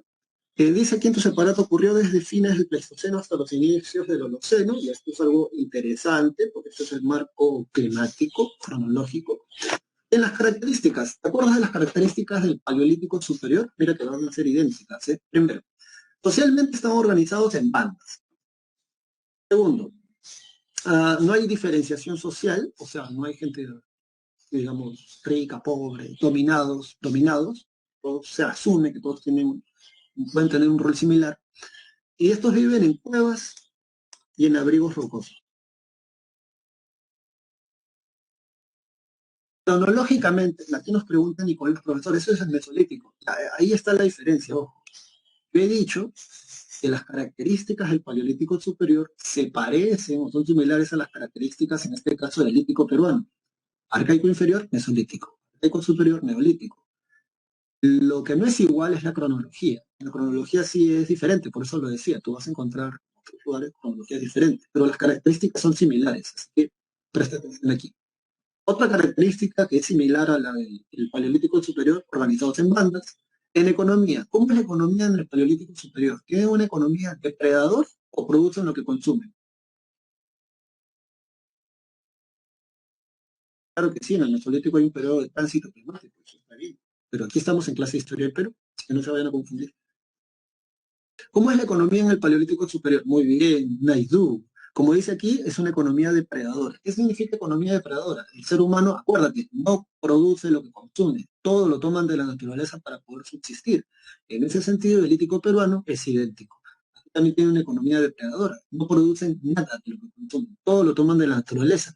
Y por esa misma razón, como toman todo de la naturaleza, son nómades. Porque una vez que se agotan los recursos de un lugar, tienen que migrar a otro hasta que agoten los recursos de este lugar, migran a otro, migran a otro, migran a otro. Esos son nómadas. Y bueno, aquí está lo que hacen, división sexual del trabajo, cacería, recolección, etcétera. Vámonos ahora a esto que también es una característica del Paleolítico superior. Miren, arte. Aquí hay hay arte rupestre, arte parietal. Y además en la tecnología dice instrumentos propios del Paleolítico superior, tanto en piedra como en hueso. Bueno, dicho esto entonces, vamos a ver las dos tradiciones. ¿Por qué se dice que hay dos tradiciones? Porque se piensa o se sabe que los grupos humanos de esta parte de la historia del Perú se adaptan a dos ambientes. Uno es el clima de la costa y el otro vendría a ser el medio ambiente de la sierra principalmente. Entonces por eso hablan de dos tradiciones, la tradición serrana y la tradición costera. En la tradición serrana, dice tu separata, los habitantes serranos obtenían sus alimentos cazando, eso subraya, camélidos y cérvidos, ¿no? Bambi, una cosa así. También recolectando raíces y tubérculos. Luego, la tradición costera, dice, los habitantes de la costa subsistían de los recursos del valle. Bueno, esto no es clase de geografía, pero tú ya debes saber qué cosa es un valle, una loma y un humedal. Es muy importante que lo sepas, que tengas muy en claro, fuera de tu clase de geografía. Pero básicamente los habitantes de la costa del lítico peruano habrían subsistido a través, o en este medio ambiente geográfico. Sí, en esta geografía. Bueno, y aquí tenemos algunas muestras. Vamos a poner acá. El perro pejanense y la pintura de la cueva de Chaclarranga, en Lauricocha. Son los más importantes, yo te voy a decir cuáles son los más importantes. Vámonos aquí a esta página en tu separato donde dice que principales sitios del periodo lítico, ¿ya? Profesor, ¿me tengo que aprender todos?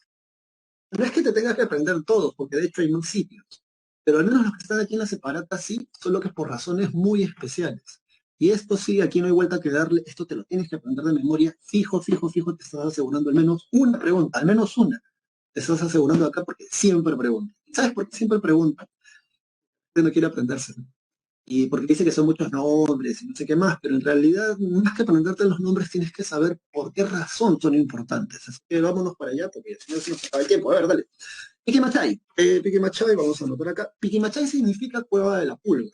Tiene una data, acuérdate de esto, de 13.000 años antes de Cristo. ¿Ya? Por eso es tan interesante.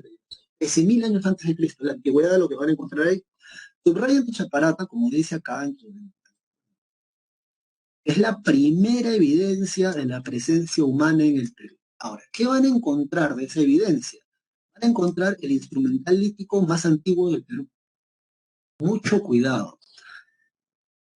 La PRE te puede preguntar, bien, ¿dónde se encuentra el instrumental lítico más antiguo? Tú sin temor a equivocarte vas a decir en la cueva de la pulga Piquimachay, sin temor a equivocarte.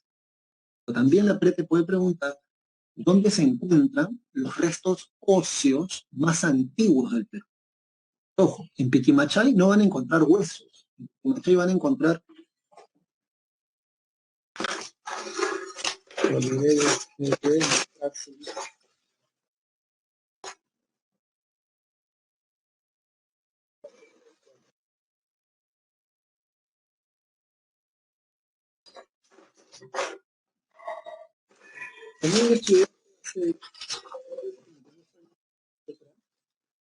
Me regaló una pantalla.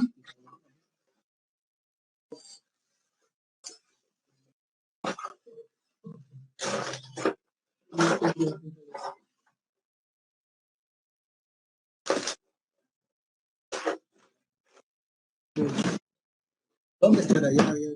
Se les enseño después, pero me regaló una punta lítica. Y lo que van a encontrar en ese lugar es justamente eso, solo una punta lítica. Cuando la someten a radiocarbono 14, 13.500 a 13.000 años antes de Cristo. Esto fue una sensación, porque se supone que el instrumental lítico más antiguo se encontraba en Clovis. Y bueno, ¿no? Por eso ponen en duda también la veracidad de eso. Lo cierto es que cuando se somete a radiocarbono 14 se encuentra que tiene esa antigüedad. Y la preta preguntara este, por el resto óseo más antiguo, tú sin temor a equivocarte vas a decir Paiján. Paiján, la libertad. ¿Por qué? Aquí está, mira, no solamente van a encontrar una punta proyectil con pedúnculo, sino que además los restos óseos más antiguos y completos de la costa peruana. Eso también la pregunta. Así que tú te vas a aprender eso de memoria. ¿Dónde están los restos más antiguos de lo que ya en la actualidad llamamos Perú? En Paiján, la libertad. Tiene una antigüedad, y eso sí, si quieres lo anotas, de 8.500 años antes de Cristo aproximadamente. ¿Cómo es la punta lítica Paiján con pedúnculo? Creo que por aquí lo tengo. A ver, vámonos un momento para acá. Aquí está. Bueno, esta es la punta lítica Paiján con pedúnculo. Profesor, ¿cuál es el pedúnculo? El pedúnculo es esto que está aquí. Este palito que está acá, ese es el pedúnculo. Sí, sí, sí. Ese palito que está ahí es el pedúnculo. Profesor, ¿de qué tamaño es la punta Paiján? Más o menos de este tamaño. Sí, más o menos de este tamaño. Sí, sí, más o menos de este tamaño. Bueno, ¿qué más tenemos? Luego de eso, acuérdate de eso, luego vámonos ahora a chivateros. Subraya ahí cantera y taller lítico y agrégale al costado más grande de la costa peruana. En Chivateros, que tiene una antigüedad de 10.500 años antes de Cristo, se encuentra la cantera y el taller lítico más grande del Perú. Sí, sí, sí, vinculado a la tradición paijanense. Profesor, ¿qué van a encontrar ahí? Allí lo que encontraron en Chivateros, encontraron reformas que en un momento te las voy a enseñar cuando volvamos a la separata. Por lo pronto me interesa ahora que tú señales lo siguiente. ¿Dónde se encuentran las pinturas rupestres más antiguas del Perú? Esto también es un dato muy importante. ¿Dónde se encuentra la pintura rupestre más antigua del Perú? Muy bien, y Gabriel Juan de Dios Gutiérrez Mondani nos dicen, toque pala, profesor. Claro que sí, Gabriel, claro que sí. Y Alejandra, y Omar, y Alejandro, y Fabiana, y Jennifer, toque pala, muy bien. Y ahora puedes ver aquí, mira, tenemos a toque pala a full color. Antes eso no se podía hacer muy bien porque, ya sabes, ¿no? Teníamos el impedimento de la parte física, ¿no? Pero ahora todos ustedes lo pueden ver. Y aquí puedes ver que hay, a ver, que hay aquí. Aquí hay gente, mira, aquí hay gente. Este tipo parece que tuviera algo en las manos, ¿verdad? Aquí hay cérvidos y camélidos, ¿no? Amas, venados, ¿no? Se supone que son venados, ¿no? Porque yo no conozco un animal con tres cuernos. Pero bueno, acá también los encuentran con palos. Y ahí están, ¿no? Los humanos cazando su comida. Al menos eso es lo que se piensa. Dicho esto, entonces, luego también en lo que es Paiján, Sí, en lo que es Paiján van a encontrar este entierro, pues, ¿no? En forma, en posición fetal. La teoría va a venir a decir que así como tú te desarrollas dentro del vientre de una mujer en posición fetal, así vuelves al vientre de la madre tierra. Acuérdate, la agricultura, y no sé si lo dije para ustedes, en todo caso lo voy a repetir, en ninguna cultura del mundo la tierra es mujer. En todas las culturas del mundo, en todas las que se han estudiado al menos, en todas las que conocemos en la actualidad, la tierra siempre es femenina. Acuérdate de ese pasaje bíblico, ¿no? Del fruto de tu vientre, ¿no? Claro, porque es la tierra la que da frutos. Uno pone la semilla, y de ahí la analogía también, ¿no?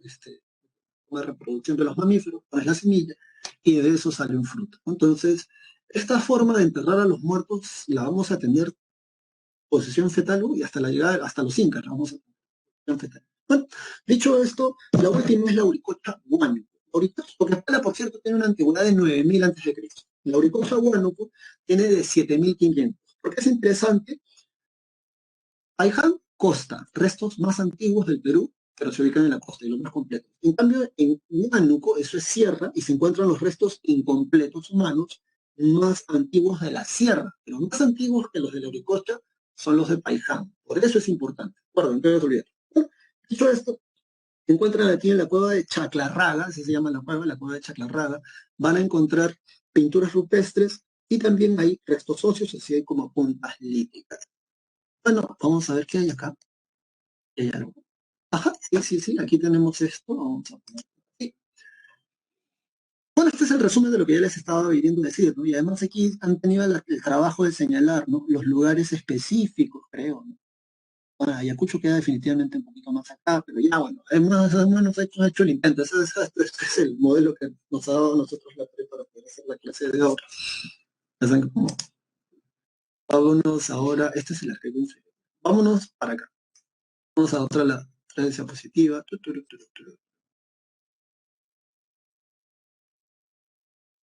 Sí, bueno, lo importante es que anotes la cronología, ¿no? Aquí Omar Gutiérrez nos dice, en mi separata sale primero Paján antes que Chivaterio que pasa. Sí, sí, yo sé que sí, pero hay que adaptarse como buen Homo sapiens, ¿no? La cronología es lo interesante en todo caso, porque no es que la PRE te vaya a preguntar tampoco la cronología, te lo pueden poner en la pregunta como un marco referencial.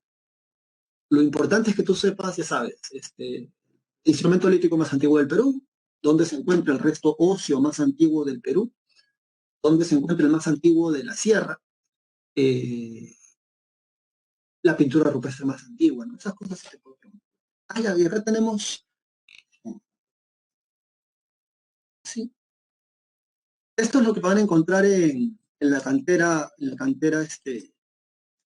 Chivateros en Lima. Chivateros Lima en Ancón, ¿no? No sé si aquí conoces Ancón o han ido para allá o vives por allá, pero ahí hay una cantera. De hecho, al costado del museo de Ancón, porque hay un museo ahí, la cantera esta de Chivateros se encuentra en la actualidad en territorio del ejército peruano. Así que basten cuidado, no te van a meter bala.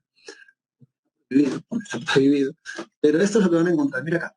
El auricocha número uno dice punta folacia, ¿no? O sea, como una forma de hoja. La número dos es la punta paiján con pedúnculo. Y esta es lo que van a encontrar en Chivateros Lima, una preforma. ¿Qué es una preforma? Bueno, ya sabes, esto no es clase de lingüística, pero aprovecha. Pre, ¿es sinónimo de qué? Usa el chat, por favor. Pre, ¿es sinónimo de qué? Sí, sepre, ya, Jin, sí, pero pre, ¿es sinónimo de qué? ¿Es prefijo de qué? ¿Qué significa pre? Antes, muy bien, Jim, muy bien, antes, sí, claro que sí. Pre es sinónimo de antes. Por eso, como dice Carizuca, sí, pre-San Marcos antes de ingresar a San Marcos, ¿no? Bueno, preforma, volviendo a la clase, preforma, antes de darle forma. En Chivateros van a encontrar más de 500 preformas. Son este tipo de puntas, este tipo de piedras que parece ser que las dejaron a medio hacer, a medio terminar, y por eso le llaman preforma a esto. Dicho esto, vámonos ahora a lo que conocemos como el arcaico. El arcaico para el Perú, en el caso del Perú, va del 6000 al año 2000 antes de Cristo. Como ya lo había dicho antes, de repente por ahí la cronología en otros libros cambia, pero básicamente nuestro arcaico es ese cronológicamente hablando.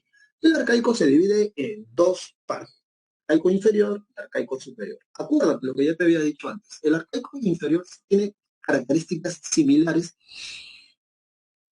al Mesolítico. Varían en la cronología y en el geográfico, pero las características son similares. Entonces vamos a darle.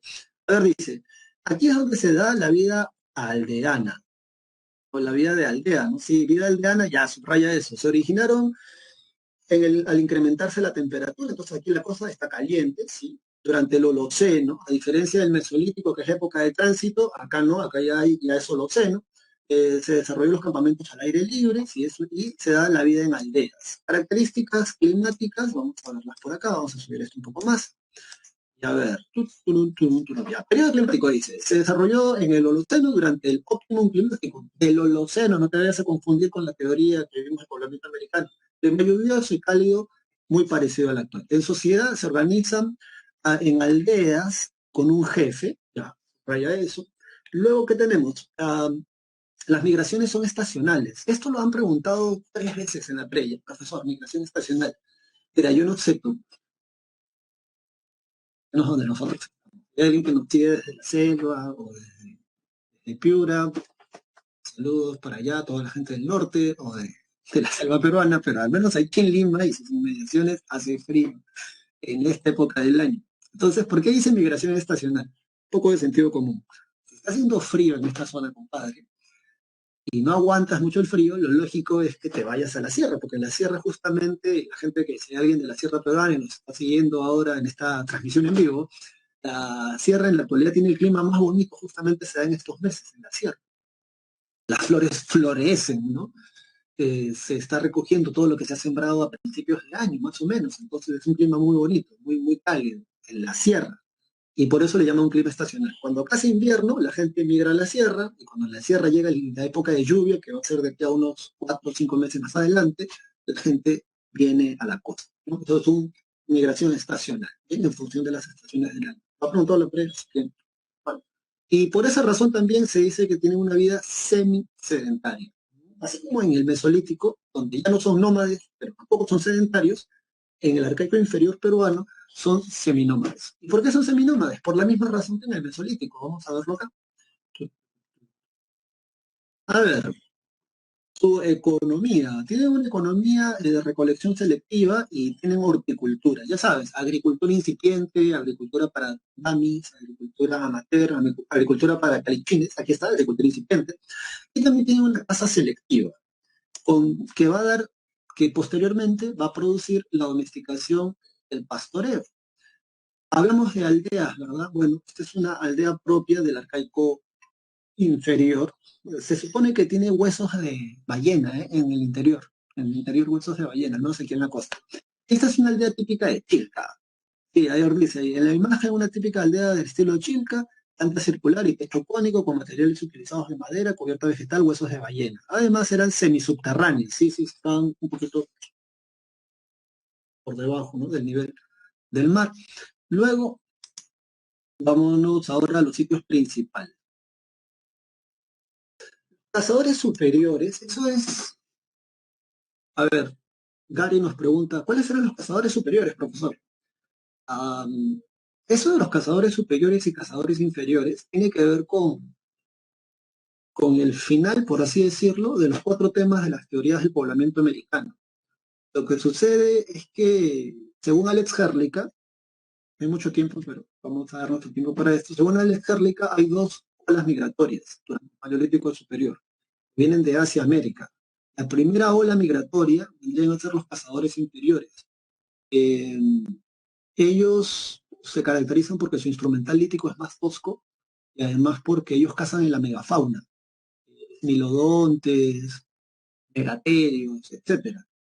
Y luego hay una segunda ola migratoria, que son los cazadores superiores. Estos se destacan porque su instrumental lítico es mucho más refinado, por así decirlo.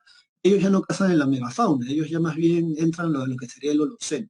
Entonces a eso le llaman cazadores superiores y cazadores inferiores. Pero tiene que ver con esas teorías, con esto no. Esta parte de la clase no.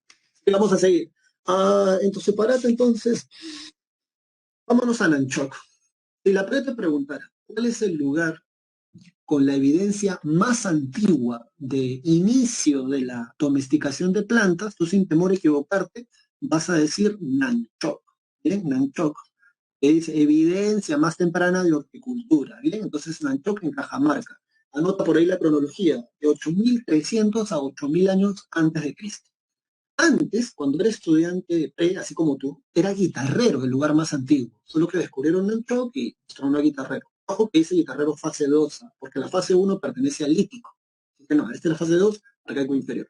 Pero aquí dicen que también hay evidencia antigua de horticultura, solo que la más antigua, acuérdate, es Nanchoc, Cajamarca. Si te preguntan, te van a preguntar por este, muy probablemente. Luego, ¿qué más tenemos? Guitarrero fase 2, por cierto, es 7.000 antes de Cristo. 7.000 es la antigüedad.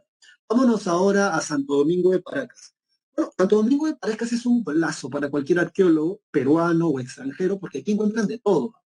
En Santo Domingo de Paracas se encuentran de todo y tal vez por esa razón sea que es tan interesante. Ica, ¿verdad? En Ica, Santo Domingo de Paracas. Mira todo lo que encuentran. Aldea más antigua del Perú. Restos de redes de pescar hechas con fibras de cactus, acuérdate. No hay textilería en el arcaico inferior. La textilería aparece en el arcaico superior. Igual que en el mesolítico no hay textilería, es en el neolítico. Entonces, aquí es idéntico. Luego también encuentran instrumentos musicales y restos de hallazgos humanos. Encontraron de todo en Santo Domingo de Paracas. Luego en Talarmatay, Junín, este lugar es importante porque aquí van a encontrar restos, hallazgos de corrales e inicios de la domesticación de camellos, llamas y alpacas. Por eso es tan importante. Ojo, Santo Domingo de Paracas tiene una antigüedad de 6.800 años antes de Cristo. Santo Domingo de Paracas. Mientras que Telarmachay Junín tiene una antigüedad de 5.000 años antes de Cristo. ¿Sí? Para que te ubiques un poco cronológicamente. Yo te he dicho, no es que la pre te vaya a preguntar la cronología. Yo te lo digo para que tú te ubiques cronológicamente. Hablar de historia es hablar de tiempo y espacio. El espacio está aquí. La cronología te la estoy dando yo. ¿Qué te puede preguntar la pre? ¿Quién es el domesticador de llamas y vacas más antiguo o dónde se encuentran los corrales más antiguos del Perú? Ya sabes, el Armachay Junín. ¿Quién es el horticultor más antiguo del Perú? Nanchoc, Cajamarca, y así, números. No, pero yo les estoy dando, pues. Nanchoc es 8.300 a 8.000 antes de Cristo. Guitarrero fase 2, 7.000 antes de Cristo. Santo Domingo de Paracas, 6.800 antes de Cristo. El Armatoy Junín, 5.000 antes de Cristo. Y el último que nos falta es Lima, en Tilca, 3.750 años antes de Cristo. Si te preguntas por qué la cronología va siendo más exacta, es porque mientras más cercano a nosotros, más exacto es la medición del radiocarbono 14. En este caso, en Tilca, en Lima, ¿qué vamos a encontrar? Una aldea costeña con hallazgos de anzuelos y una economía mixta. Economía mixta. Pescan y recolectan mariscos y al mismo tiempo son horticultores. Llevan frijoles, calabazas, etcétera. Escucha, aquí Nadia, Naidu, Grecia nos pregunta, ¿eso está relacionado con los perros? Yo creo que no. Donde, a ver, en Tiquimachay fase 2 es donde encuentran a los cuyes más antiguos. En Tiquimachay fase 2. Pero la de los perritos, no, esa sí no me la sé. Ya tendríamos que averiguarlo después, así que queda como tarea para mí. Dicho esto, vámonos ahora a la siguiente página. Vámonos al arcaico superior, sí, porque ya se nos va a acabar la clase, ¿verdad? Sí, ya vámonos al arcaico superior. Arcaico superior, del año 3000 al año 1700 antes de Cristo. ¿Qué dice de tu separata? Todos ubíquense por favor ahí en esa página. Durante este periodo aparecen los grandes centros ceremoniales en la costa. Acuérdate del Neolítico. Los centros administrativos del Neolítico son Karnak. Bueno, acá está. Entonces aparecen los grandes centros ceremoniales en la costa y en la sierra. Por eso es muy destacable el arcaico superior. Es el antecedente, o sea, ¿qué es lo que es antes de Chavín? Bueno, vámonos ahora a subrayar algunas cosas acá. ¿Cuáles son las características de esta parte de la clase? Bien, a ver, en sociales, eh, son sedentarios, igualito con el neolítico. Surge la teocracia, ya sabes, es el gobierno de los sacerdotes, tendría que ser una traducción más exacta, pero teo es Dios, gracia gobierno, teocracia el gobierno de Dios, bueno, en este caso los que representan a Dios, que vendrían a ser los sacerdotes, aparecen los centros ceremoniales, vamos a hablar de Caral en este momento, Cotos, Huacapieta, por ahí. Y algo que me parece muy, pero muy importante es que aparece el Ayllu. Según la investigación arqueológica, muy probablemente ya para el arcaico superior, aparece el Ayllu. ¿Qué cosa es el Ayllu?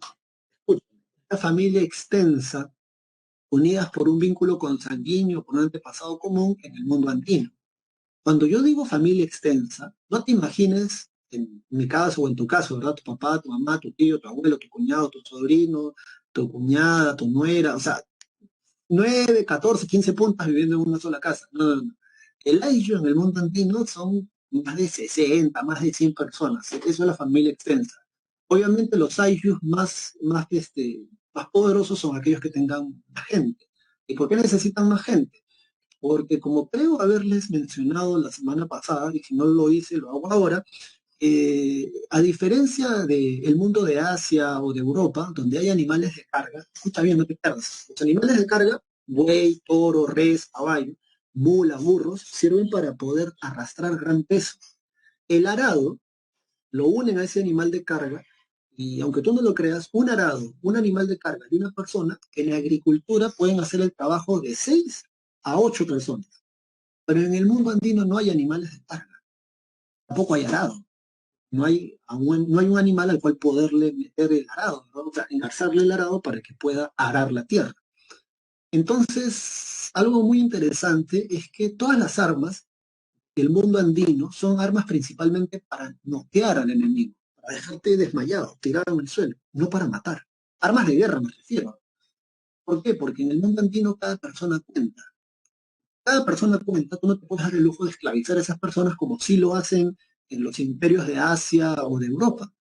¿Por qué? Porque allá sí pueden hacerlo, pues, porque una persona con un buey y un arado puede hacer el trabajo de 6 a 8 personas.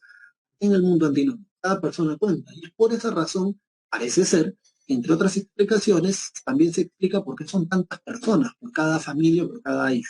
Si te preguntan cuándo aparece el ayllu en la historia del Perú prehispánico, tú sin temor a equivocarte, según la pre, dices arcaico superior. Es que no te vas a olvidar. Luego de esto tenemos en economía, igualito que el lítico, es una economía productora, aquí ya aparece la agricultura y la ganadería, y además también el trueque, ¿no? O sea, yo te doy un objeto a cambio de, te doy un objeto a cambio de otro. En religión dice uso del fuego con evidencia de altares y fogones. Esto se va a ver mucho en Caral sobre todo y en Otoch también se va a ver esto. Culto del fuego parece que quemaban bastante madera. Y en la tecnología, vamos a bajar un poco, tecnología, vamos a ver. Dice, conocimientos astronómicos. Sí, claro que sí, tienen conocimientos astronómicos.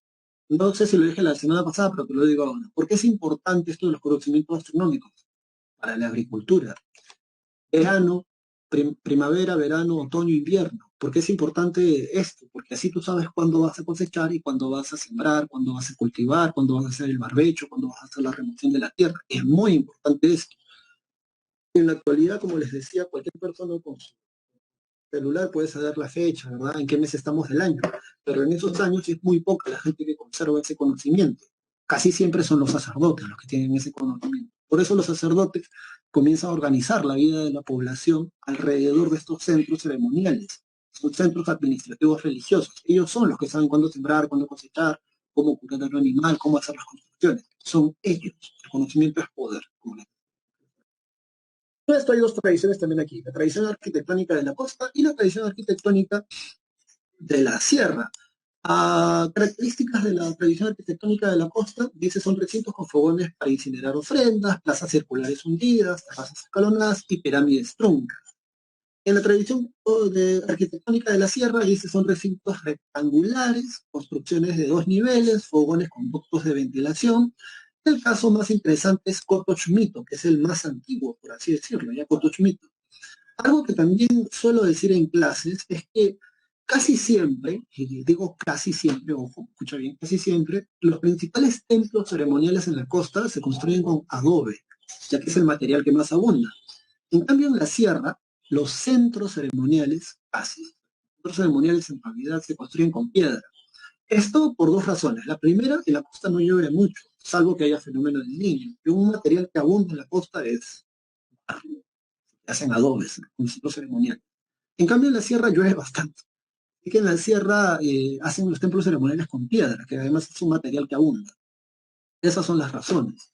Bueno, aquí tenemos, en este caso, digo para acá, por cierto, para Cotoche y para Caral es muy bonito, los animo que después de que ingresen a la P vayan. Áspero Supe, que creo que uno de sus compañeros preguntaba hace rato sobre eso, ya eso pertenece al arcaico superior, no te vayas a olvidar. Bien, entonces, Aquí más o menos están señalados Asperosupe y Caral, aquí para el caso de Lima, y Cotox Mito para el caso de Huánuco, ¿verdad? Sí, Huánuco, para el caso de Huánuco en la sierra. Bueno, vamos a irnos a la siguiente parte.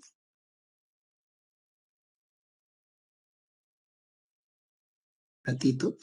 ¿Qué cosa ha escrito Gary? Pucha, esta gente. No escriban nada, por favor. En el chat del grupo. Ya saben que todo esto se graba, ¿no? Bien, a ver, vamos a ver esto de las figuras, esas son las figuras de barro crudo. Aquí esto es lo que encuentran en Huaca Prieta y en Cotox. A ver, vamos a ver si puedo cambiar rápidamente esto, que ya no me queda mucho tiempo. ¿Ah? A ver, vamos a ver si podemos cambiar esto rápido. Y vámonos a los lugares más representativos del arcaico superior. ¿Bien? A ver. Ajá, aquí está. Bueno, primero, son lo que encuentran en Caral. ¿Bien? Esto es en la costa. Y en Caral también encuentran figuras de barro crudo, profesor. ¿Por qué barro crudo? Bueno, en el arcaico superior no hay cerámica. Si no hay cerámica, no existe el horno. Eso va a aparecer en el horizonte temprano, según John Rowe, o formativo, según Lumbreras. ¿Por qué le dicen figuras de barro crudo? Porque para hacer uno de estos, tú tendrías que ponerlo dentro de un horno para que se cocine, quede duro. En cambio, dicen barro crudo porque aquí le dan forma, figuras de formas antropomorfas en Caral, y dejan que la luz del sol seque ese barro. Y por eso le dicen barro crudo. ¿Bien? Por eso le dicen barro crudo. En Caral van a encontrar, bueno, el estudioso es Ruth Chadi, Caral tiene una antigüedad de 2500 a 1500 años antes de Cristo, y subraya porque su texto separata, centro ceremonial más antiguo de América, el cual fuego, plataformas escalonadas y plazas hundidas, como las puedes ver acá, plataformas escalonadas y plazas hundidas, figuras antropomorfas de barro crudo. Entonces, esto es todo lo que vamos a decir de Caral, eso es todo lo que tú tienes que aprender. Centro ceremonial más antiguo de América. Luego tenemos Huacaprieta la Libertad, tiene la misma cronología, 2500 años antes de Cristo. En Huacaprieta vamos a encontrar esto, es un mate pirograbado. Parece cerámica, pero no es cerámica, es una calabaza. Es una calabaza, piro, fuego, grabado, dibujo. Pirograbado, es una calabaza, lo que han hecho es pasarla al fuego, un fogón, la han pasado al fuego, y la calabaza ha quedado toda negrita, toda chamuscada. Lo que hacen con un punzón es quitarle la primera capa, la capa ennegrecida, y así han hecho un dibujo. Esa es la foto original del mate pirograbado que encontré en Huacaprieta, que como te he dicho, es una calabaza. Algunos arqueólogos van a decir que es el antecedente de la cerámica. Y también ahí en Huacaprieta van a encontrar subraya lo que separata, el textil más antiguo del Perú. Esta es una fotografía full color de lo que han encontrado, textilería en Huacaprieta. Como puedes ver aquí es como una especie de cóndor o ave de rapiña y tiene una serpiente en el vientre. Así que no te vas a olvidar de eso. Luego vámonos a Cotox. Pucha, de Cotox, no tengo imagen, creo, a ver. Bueno, aquí está el Templo de las Manos Cruzadas, el Templo de las Manos Cruzadas en Cotox. Creo que podemos ir a la presentación. Sí, vámonos a la presentación aquí en Cotox, y ya de ahí con eso tenemos que ir acabando la clase. Aquí está. Cotox, el Templo de las Manos Cruzadas. Ojo, son dos pares de manos. Algunos dicen que representan lo femenino y lo masculino. ¿Por qué? Porque en un par de manos, que creo que es el que está a la derecha, la mano derecha está sobre la izquierda y es así grande, y al otro extremo tienes izquierda sobre derecha y es un poquito más pequeña. Entonces, algunos hablan de este concepto andino, el yanantin o el yanantin, la dualidad de los contrarios que se complementan. Ya si eres más místico, has escuchado hablar del yin y el yang, algo así, ya para que me entiendas. Entonces, ¿quién es el que estudia Potosh? Ese tipo es Seiichi Izumi, es un chino que en realidad todo el mundo le decía chino, pero era japonés, y él es el que va a poner en valor ese lugar. Potosh tiene una antigüedad también de 2500 a 1500 años antes de Cristo, y es la escultura de barro, subraya en separata, más antigua del continente americano.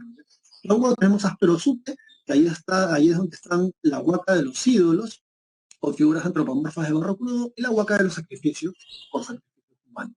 Y bueno, luego de esto, ya para acabar nuestra clase, ¿cuánto tiempo nos queda? ¿Nos quedan 6 minutos o nos quedan 2 minutos? A ver, por favor, esa gente que está así ya súper concentrada, en la clase. ¿Cuánto tiempo nos queda? 7 minutos, ya, entonces esto lo acabamos en 7 minutos. Bueno, aquí tienes un texto referente a Max Zule, pero a nosotros nos interesa esto. Las teorías, escucha bien, ¿no? Porque ya nos quedan 7 minutos y con esto acabamos. Teorías sobre el origen de las altas culturas o civilizaciones en los Andes. Aunque tú no lo creas, esta historia es un poco así, ¿ya? Max Zule es el que descubre la cultura nazca, pero la descubre en Berlín, en Alemania.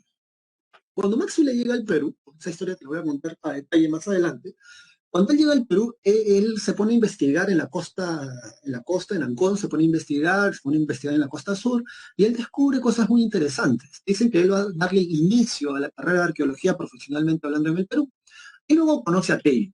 Ahora, Max Zule es alemán, Tello obviamente, como tú como yo, peruanísimo, y aunque tú no lo creas,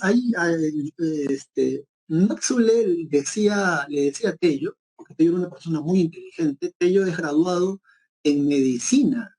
Tello no es arqueólogo de carrera. Tello hace una tesis comprobando de que la sífilis existía en el Perú antes de la llegada de los españoles y se enamoró gracias a eso de la arqueología, porque eso lo comprueba gracias a los cuacos mochica, que más adelante lo vamos a ver. El caso es que Max Zule le decía a Tello, Tello, eres una persona tan, pero tan inteligente que yo no creo que tú seas peruano. Entonces, a Tello le reventaba eso. Yo creo, decía Max Zule, que tú tienes el cerebro de un alemán en el cuerpo de un peruano. Imagínense, no un escándalo. Acuérdate que 20 años después sale Hitler con la idea de la superioridad de la raza aria y todo un rollo, ¿ya? Pero, ¿por qué te cuento esta historia así? Porque Max Zule, para simplificártelo, no creía o no podía creer que los habitantes del Perú en la época de 1920, 1900, hayan sido lo suficientemente capaces como para poder darle solución a los problemas geográficos que presenta la geografía andina o peruana. Y entonces él se lanza, mira por favor a las diapositivas, él se lanza con su famosa teoría inmigracionista. Maxwell le dice que el origen, escucha bien, que el origen de las altas culturas en el Perú, o lo que llamamos Perú, vienen de esta zona de acá, vienen de Mesoamérica, y que esta gente de aquí habría migrado hacia la costa norte y sur del país y le habría dado vida, mira el texto ahí, que la cultura proto-maya les habría dado vidas a las culturas proto-chimú y proto-nazca. Él dice esto en 1920. A él le reventaba eso. O sea, que alguien dijera que el origen de las altas culturas en mi país sea extranjero, estamos. Entonces Tello, para su dicha, Tello descubre lo que se conoce como, en 1940 va a descubrir a la cultura chavín. Tello descubre la cultura chavín, 1930 dice la separata, en 1930 Tello descubre la cultura chavín y él manda a datar chavín, manda a datar, ¿no? Carbono 14, 5 universidades, creo que dataron eso, y Tello descubre que chavín, a ver, pregunta para ustedes, ¿chavín es anterior o posterior a Nazca? ¿Chavín es antes o después que Nazca? Usa el chat. Dale, porque se nos acaba la clase, dale, dale, dale. Chavín, ¿qué dicen? Antes, muy bien, ahí, Camila, Jean, Brittany, ¿qué más? Giovanni, Gary, sí, gracias por antes, muy bien. Entonces ellos lanza por tierra la teoría inmigracionista de Matsuli y dice, no, Chavín es la cultura matriz, de ahí nace, matriz de los Andes centrales. A partir de Chavín vienen las demás, porque Chavín es más antiguo. Y por eso Tello, a su teoría la vamos a llamar la teoría autoctonista. No te vayas a olvidar de eso. Dice Tello que el origen de Chavín vendría de la cultura, una cultura amazónica llamada la cultura ah, Ahuac, la cultura Ahuac, Arawak, la cultura Arawak. Por eso la flechita aquí está, número 2, de la selva hacia la sierra. Y luego viene Federico Causmandoy, que es el tipo que ya te había presentado hace rato. Federico Causmandoy, en 1970 va a descubrir que la cerámica más antigua del continente americano es la cerámica que se encuentra en Valdivia, Ecuador. Y por eso la teoría de él se le llama la teoría aloctonista, porque él dice, Federico Causmandoy, que de Valdivia, Ecuador, la alta cultura habría migrado hacia Mesoamérica y hacia Sudamérica. Esas son las tres teorías que la PRE te puede preguntar para tu clase, no para tu examen, ¿ya? Pero hay una cuarta que no se enseña, pero yo te la enseño, que se llama la teoría hologenista, y le pertenece a Luis Guillermo Lumbreras. Esa teoría hologenista, le pertenece a Luis Guillermo Lumbreras. Esa teoría dice que en realidad no es una ni es la otra. Lo que hace Lumbreras, de una manera bastante interesante a mi entender, es que él toma elementos de la teoría autoctonista y toma elementos de la teoría aloctonista y las va a hacer una sola. Lumbreras dice que si bien es cierto, el origen de la alta cultura en el Perú es autóctono, recibimos aportes externos. Algo que nadie nos va a enseñar, según Lumbreras, es el desarrollo de la tecnología para vencer o para poder sacarle mejor provecho a la agricultura. La tecnología aquí nadie nos enseñó, pero hay cosas que son de afuera. Por ejemplo, el cultivo del maíz. Maíz primero se cultiva en Mesoamérica, acá. Y también la cerámica también es externa. Entonces, en la teoría halogenista, que es la teoría más aceptada en la actualidad a nivel científico, se dice eso. Bueno, te doy las claves y ya con eso estamos terminando la clase. Sí, sí, sí. A ver, la número uno, la clave es letra, anota porque no te voy a decir, la letra A, muy bien. La número dos, la respuesta correcta es la letra D, la número dos, de dioses. La número tres, la respuesta correcta es la letra B, de bárbaros. Número cuatro, la respuesta correcta es, espérenme, la número cuatro, la letra A de ángeles. Y la número cinco, la respuesta correcta es la letra C, osos y dragones. Y bueno, creo que tengo que hacer la PEA a mí me pide hacer una encuesta, así que ustedes van a contestar rápido. Y dale, porque ya se nos acabó la clase. Que contesten todos, por favor. Bueno, conmigo será hasta la próxima oportunidad. Espero que te haya parecido más interesante esta clase. Ya después de ahí, a ti te tocará de repente usar el cursor en la clase. Y vamos a ver si por ahí podemos proyectar videos, ¿no? Por ahora todavía no, música, aunque sea, para poder ya ves, ya me estaba avisando que ya terminó, profesor. Bien, entonces nos vemos la próxima semana. Estudia mucho, estudia esas cosas que te he indicado, estudia lo bonito. Y bueno, conmigo será hasta la próxima oportunidad. Ay, ¿qué dicen en el chat? No sé, no sé. Gracias a ustedes, más bien, por seguirnos aquí a la misma hora, en el mismo canal. Nos estamos viendo, chicos. Cuídense mucho y que la fuerza los acompañe. Chao, chao.